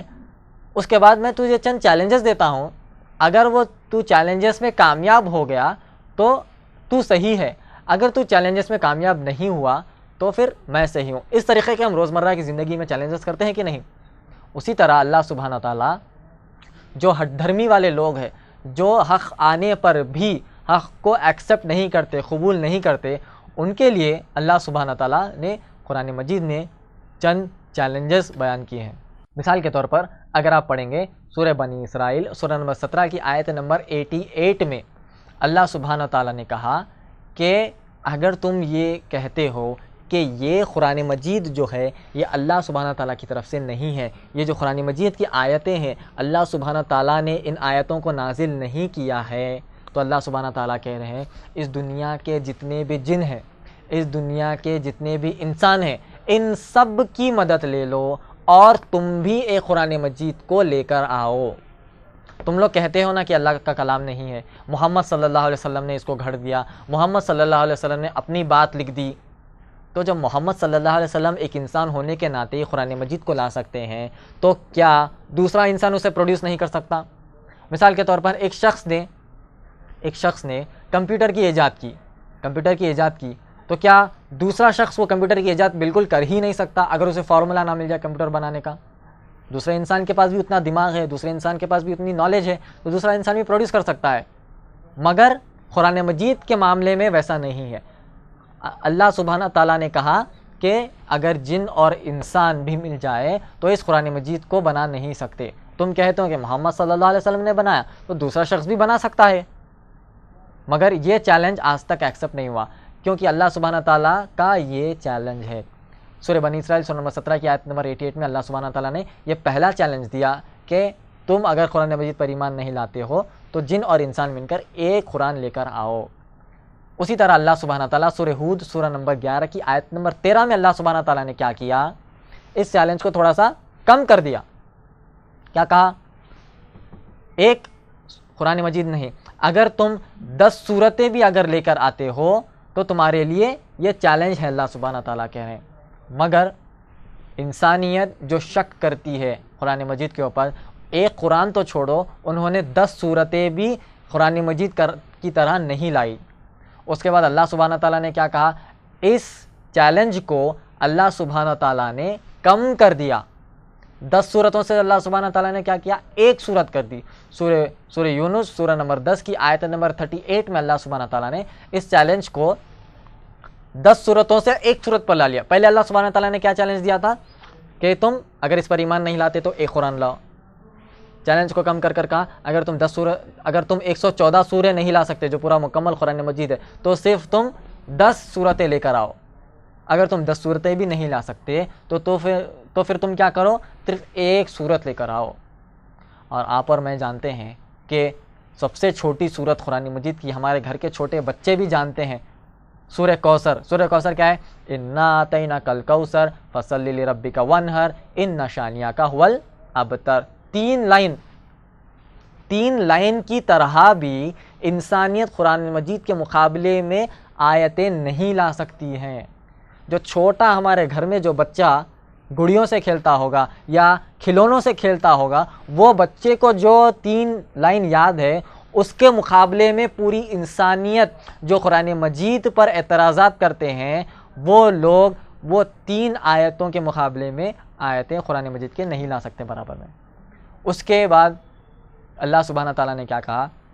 تم 3 آیتوں کے طور پر یا پھر ایک چھوٹی صورت کے طور پر نہیں لا سکتے تو اللہ سبحانہ تعالیٰ نے چیلنج کو بالکل ہی آسان کر دیا. اللہ سبحانہ تعالیٰ نے کیا کہا؟ سورہ بقرہ سورہ نمبر 2 کی آیت نمبر 23 اور 24 میں اللہ سبحانہ تعالیٰ نے کہا فَإِن كُنتُمْ فِي رَيْبٍ مِّمَّا نَزَّلْنَا عَلَىٰ عَبْدِنَا فَأْتُوا بِالسُّورَةٍ مِّن مِّثْلِهِ. اللہ سبحانہ تعالیٰ نے کہا کہ اگر تم شک کرتے ہو، if you are in doubt for what we have revealed to our servant from time to time, Allah says, if you are in doubt for what we have revealed to our servant from time to time, then produce a surah like unto it. اللہ سبحانہ تعالیٰ کہہ رہے ہیں اگر تم شک کرتے ہو اس قرآن مجید پر جو ہم نے محمد صلی اللہ علیہ وسلم پر نازل کیا، تو تم اس کی طرح ایک ملتی جھلتی ایک آیت لے کر آؤ. ایگزیکٹ نہیں لا سکتے، ایکوریٹ نہیں لا سکتے. اللہ سبحانہ تعالیٰ کہہ رہے ہیں کہ ملتی جھلتی آیت لے کر آؤ. اور اللہ سبحانہ تعالیٰ کیا کہہ رہے ہیں آگے؟ کیا کہہ رہے ہیں؟ وَإِن كُنتُمْ فِي رَيْبٍ مِّمَّا نَزَّلْنَا عَلَىٰ عَبْدِنَا فَأْتُوا بِسُورَةٍ مِّن مِّثْلِهِ وَادْعُوا شُهَدَاءَكُم مِّن دُونِ اللَّهِ وَإِن كُنتُمْ صَادِقِينَ. اور تم اللہ کو چھوڑ کر دنیا میں ہر کسی کی مدد لے لو، ہر کسی کی مدد لے لو صرف اللہ کو چھوڑ کر. ان کنتم صادقین، اگر تم سچی راہ پر ہو، اگر تم سچے راستے پر ہو. اور اللہ سبحانہ تعالیٰ آگے کہہ رہے ہیں فَإِن لَّمْ تَفْعَلُوا، اور تم یہ نہیں کر سکتے، وَلَن تَفْعَلُوا، اور تم یہ ہرگز نہیں کر سکتے، فَاتَّقُوا النَّارَ الَّتِي وَقُودُهَا النَّاسُ وَالْحِجَارَةُ أُعِدَّتْ لِلْكَافِرِينَ. تو پھر ڈرو اس آگ سے جس کا ایندھن آدمی اور پتھر ہوگا. دیکھیے اللہ سبحانہ تعالیٰ کتنے پرفیکٹ انداز میں، کتنے ایکوریٹ انداز میں اللہ سبحانہ تعالیٰ چیلنج کی طور پر کہہ رہے ہیں کہ تم اس قرآن مجید کی طرح ملتی جھلتی صورت بھی نہیں لا سکتے. اگر تم جن کی مدد لے لو یا پھر دنیا میں جتنے بھی انسان موجود ہے پوروں کی مدد لے لو، تب بھی تم قرآن مجید کے مقابلے میں ایک آیت بھی سملر نہیں لا سکتے. اس کے ضمن میں ایک چھوٹی سی انفارمیشن آپ کو دیتا چلوں کہ یہ چیلنج اردو جاننے والے کو، تیلگو جاننے والے کو، انگلش جاننے والے کو یا چائنیز جاننے والے کو نہیں تھا. یہ چیلنج کس کے لیے تھا؟ ان لوگوں کے لیے تھا جو بچپن سے ہی جن کی مادری زبان عربی تھی. یہ آیتیں کب نازل ہوئی؟ محمد صلی اللہ علیہ وسلم کے دور میں. اور محمد صلی اللہ علیہ وسلم کے دور میں اطراف اور اکناف کون بات کرنے والے تھے؟ تیلگو بات کرنے والے تھے؟ نہیں، عربی بات کرنے والے تھے. یہ چیلنجز عربی بات کرنے والوں کو دیا جاتا تھا. وہاں پر اس زمانے میں کئی سارے بڑے شاعر موجود تھے جن کی شاعری کعبے پر لٹکائی جاتی تھی. اتنے بڑے بڑے وہ شاعر تھے، مگر ان شاعروں نے بھی یہ اعتراف کر لیا کہ قرآن مجید کے سامنے ہماری شاعری پھیکی پڑ گئی. یہ قرآن مجید محمد صلی اللہ علیہ وسلم نہیں کہہ سکتے. برعکس اگر یہ ہونا چاہیے تو یہ قرآن مجید کی آیتیں صرف اللہ سبحانہ تعالیٰ کے پاس ہی، اللہ سبحانہ تعالیٰ کے پاس سے ہی آ سکتی ہے. اور یہ چیلنج کو اس زمانے میں بھی کوشش کی گئی. ایسا نہیں کہ لوگوں نے کوشش نہیں کی، کوشش کی گئی، مگر وہ پورے چیلنجز بالکل بیکار تھے. قرآن مجید کے لیول، قرآن مجید کے سٹینڈرڈ پہ وہ بالکل جمے ہی نہیں. اس کے چیلنج کے سٹینڈرڈ پہ وہ بالکل جمے ہی نہیں. آج کے زمانے میں بھی ایک شخص جس کا نام ہے انیس شروش، جو شیخ احمد دیدات رحمہ اللہ سے جس نے ڈیبیٹ کیا تھا، اس نے قرآن مجید کے مقابلے میں 64 64 صورتوں والی، ہم صورت نہیں کہیں گے اسے کیونکہ ہم قرآن کے سوروں کو سورہ کہتے ہیں، 64 چیپٹرز والی ایک قرآن کو اس نے پروڈیوس کرنے کی کوشش کی، اور اس نے کہا کہ میں نے قرآن مجید کے چیلنج کو ایکسیپٹ کیا، اور اس نے اس کتاب کا نام رکھا الفرقان الحق۔ الفرقان الحق یہ کتاب، میرے نوجوان بھائی جو انٹرنیٹ پر براؤز کرتے ہیں ان سے گزارش یہ ہے کہ جو بھی عربی میں دکھے اس کو فوراً قرآن مجید نہ سمجھے، کیونکہ نیٹ پر الفرقان الحق نام کی ایک باطل کتاب، جو ایک عرب کرسچن تھا جس کی مادری زبان عربی تھی، ایک کرسچن جس کی مادری زبان عربی تھی، اس نے اس قرآن مجید کے مقابلے میں آیتیں لانے کی کوشش کی۔ اگر وہ کتاب کا مطالعہ کریں گے تو عربی جاننے والے لوگ اس کتاب کو پڑھ کر ہنسنا شروع کر دیں گے۔ کیونکہ اس کی پہلے ہی 3 یا 4 لائنوں میں 4 غلطیاں بتائی جاتی ہیں، اور اس کا جو ٹائٹل ہے الفرقان الحق، یہ ٹائٹل ہی بالکل غلط ہے عربی گرامر کے حساب سے۔ فرقان اسے کہتے ہیں جو صحیح اور غلط میں فرق کرے، جیسا کہ میں نے آج اور کل آپ کو بتایا کہ قرآن مجید کا دوسرا نام کیا ہے؟ فرقان۔ فرقان کا معنی کیا ہوتا ہے؟ حق اور باطل میں فرق کرے۔ اگر آپ کہیں گے الفرقان الحق تو یہ نام ہی غلط ہو گیا، الفرقان الحق الباطل کہنا چاہیے، تو نام ہی اس نے اس کی کتاب کا غلط دے دیا، اور اس میں کئی ساری اس نے غلطیاں کی ہیں جو قرآن مجید کے سٹینڈرڈ پر، قرآن مجید کے لیول پر، اور قرآن مجید نے جس لیول پر چیلنج دیا ہے وہ چیلنج پر فلفل ہی نہیں ہوتی۔ اس کے بعد اگر کوئی شخص یہ کہے کہ مجھے صرف چائنیز آتی ہے، صرف مجھے تیلگو آتی ہے، صرف مجھے اردو آتی ہے، صرف مجھے انگلش آتی ہے، تو یہ چیلنجز تو میرے لیے ہے ہی نہیں، کیونکہ اللہ نے چیلنج دیا ہے عربی میں قرآن کو پروڈیوس کرنے کے لیے۔ اب کوئی شخص کہے کہ مجھے عربی آتی نہیں، تو اس کے لیے بھی اللہ سبحانہ تعالیٰ نے کہا، سورہ نساء سورہ نمبر 4 کی آیت نمبر 82 میں اللہ سبحانہ تعالیٰ نے کہا افلا یتدبرون القرآن ولو کان من عند غیر اللہ لوجدوہ فی اختلافا کثیرا، کہ اللہ سبحانہ تعالیٰ کہتے ہیں کہ do they not ponder on the Quran, do they not ponder on the glorious Quran, had it been it from anyone other than Allah, they would have found in it many discrepancies, many contradictions, many errors۔ اللہ سبحانہ تعالیٰ کہہ رہے ہیں کہ اللہ سبحانہ تعالیٰ کی طرف سے اگر یہ قرآن مجید نہیں ہوتا تو اس میں کئی ساری غلطیاں ہوتی اور اختلافات ہوتے۔ اگر ایک شخص کو عربی نہیں آتی ہے تو وہ دوسرا ترجمہ لے لے، جو زبان وہ جانتا ہے وہ زبان کا ترجمہ لے لے اور اس میں سے غلطی نکالنے کی کوشش کرے، انشاءاللہ اس میں سے بھی اس کو غلطی نہیں ملے گی۔ اللہ سبحانہ تعالیٰ نے کئی مقامات پر یہ کہا ہے کہ یہ قرآن مجید اللہ کا کلام ہے۔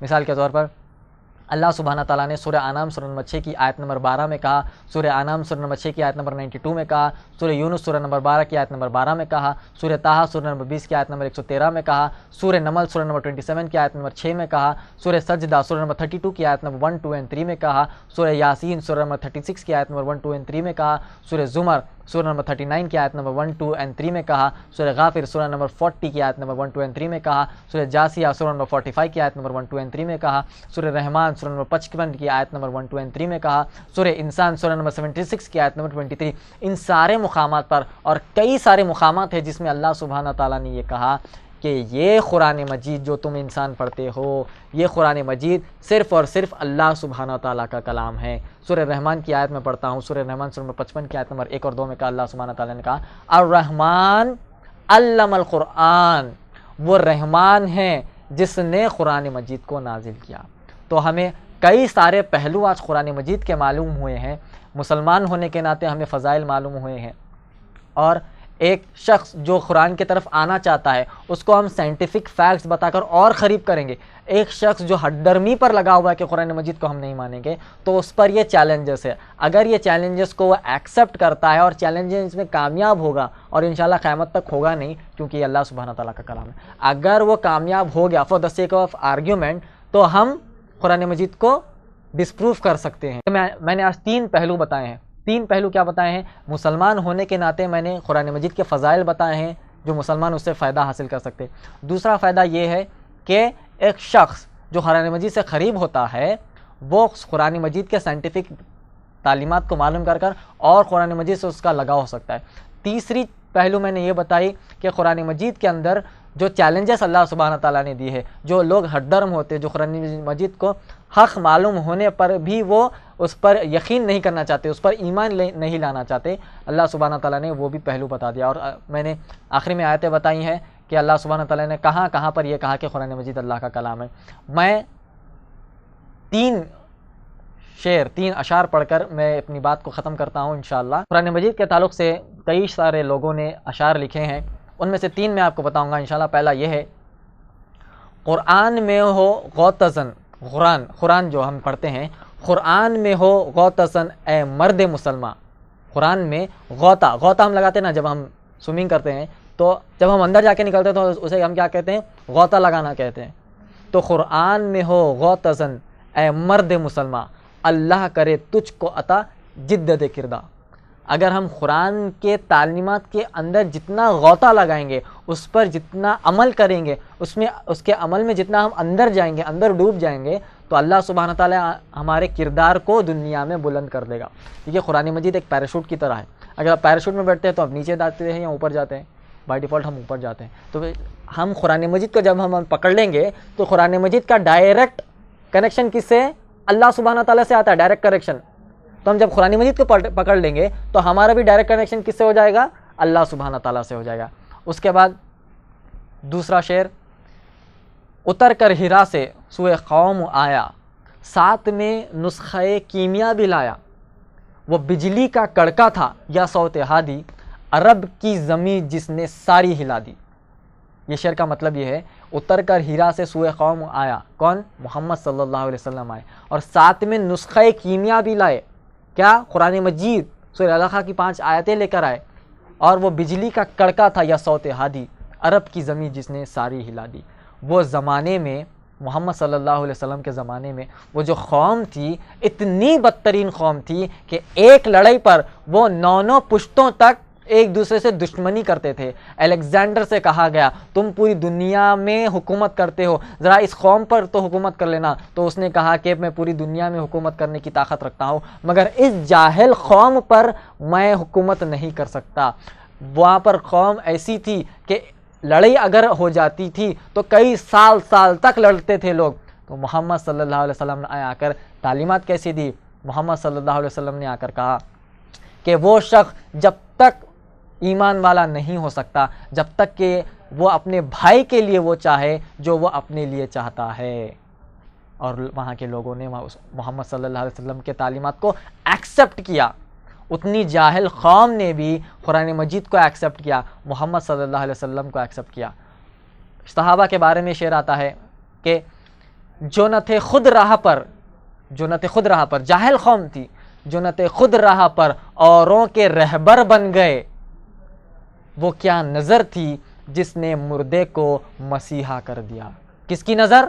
محمد صلی اللہ علیہ وسلم کی نظر اس قوم پر پڑی اور وہ مردہ قوم مسیحا بن گئی۔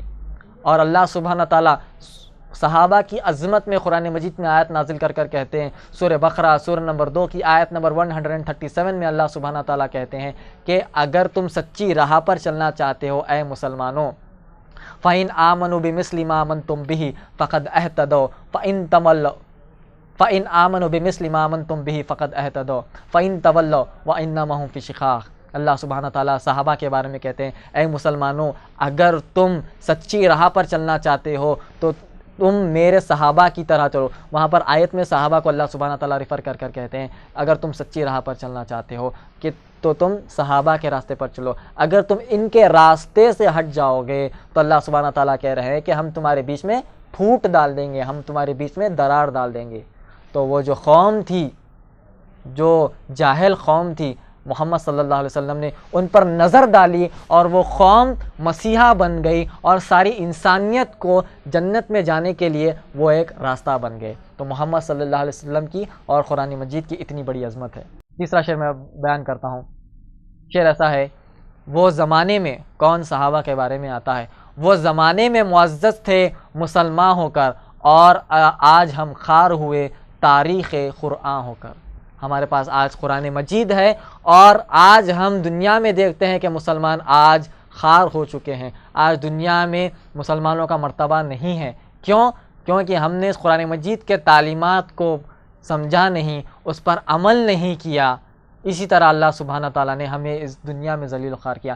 جس طریقے سے جس دن ہم اس قرآن مجید کو پکڑ لیں گے، اس کے تعلیمات کو پکڑ لیں گے اور اس کا ڈائریکٹ کنیکشن اللہ سبحانہ تعالیٰ ہے، اس کی رسی کو جب ہم تھام لیں گے تو ہم اس دنیا میں انشاءاللہ ہمیں اللہ تعالیٰ اسی طریقے سے عزت دے گا جس طریقے سے عزت اللہ سبحانہ تعالیٰ نے صحابہ اکرام کو دی تھی. اس زبان میں اللہ سبحانہ تعالیٰ نے آیت نازل کر کہا، سورہ آل عمران سورہ 3 کی آیت نمبر 103 میں اللہ سبحانہ تعالیٰ نے کہا فَاعْتَصِمُوا بِحَبْلِ اللَّهِ جَمِيعًا وَلَا تَفَرَّقُوا، اے لوگو جو ایمان لائے ہو تم اللہ کی رسی کو مضبوطی سے پکڑ لو اور آپس میں اختلاف نہ لاؤ. اور ایک رسی ہے قرآن مجید، اور وہ رسی کا دوسرا حصہ اللہ سبحانہ تعالیٰ کے پاس ہے. جب ہم ایک حصہ پکڑ لیں گے، جب ہم ایک حصہ پکڑ لیں گے قرآن مجید کا، تو بائی ڈیفالٹ ہم گمراہ نہیں ہو گئے، اور اس دنیا میں، آخرت میں، خبر میں اور قیامت کے دن ہمیں کامیابی کے علاوہ کچھ نہیں ملے گا. ان چند تعلیمات کے ساتھ میں میر نظام علی خان آپ سے الوداع کہتا ہوں. السلام علیکم ورحمۃ اللہ وبرکاتہ. اقرأ أخيا ورتل القرآن، اصبح بصوتك اسمع الأكوان. اقرأ كلام الله داوي نفوسنا لنحس في أعماقنا الإيمان. من فؤاد كالحجارة قسوة، فإذا وعى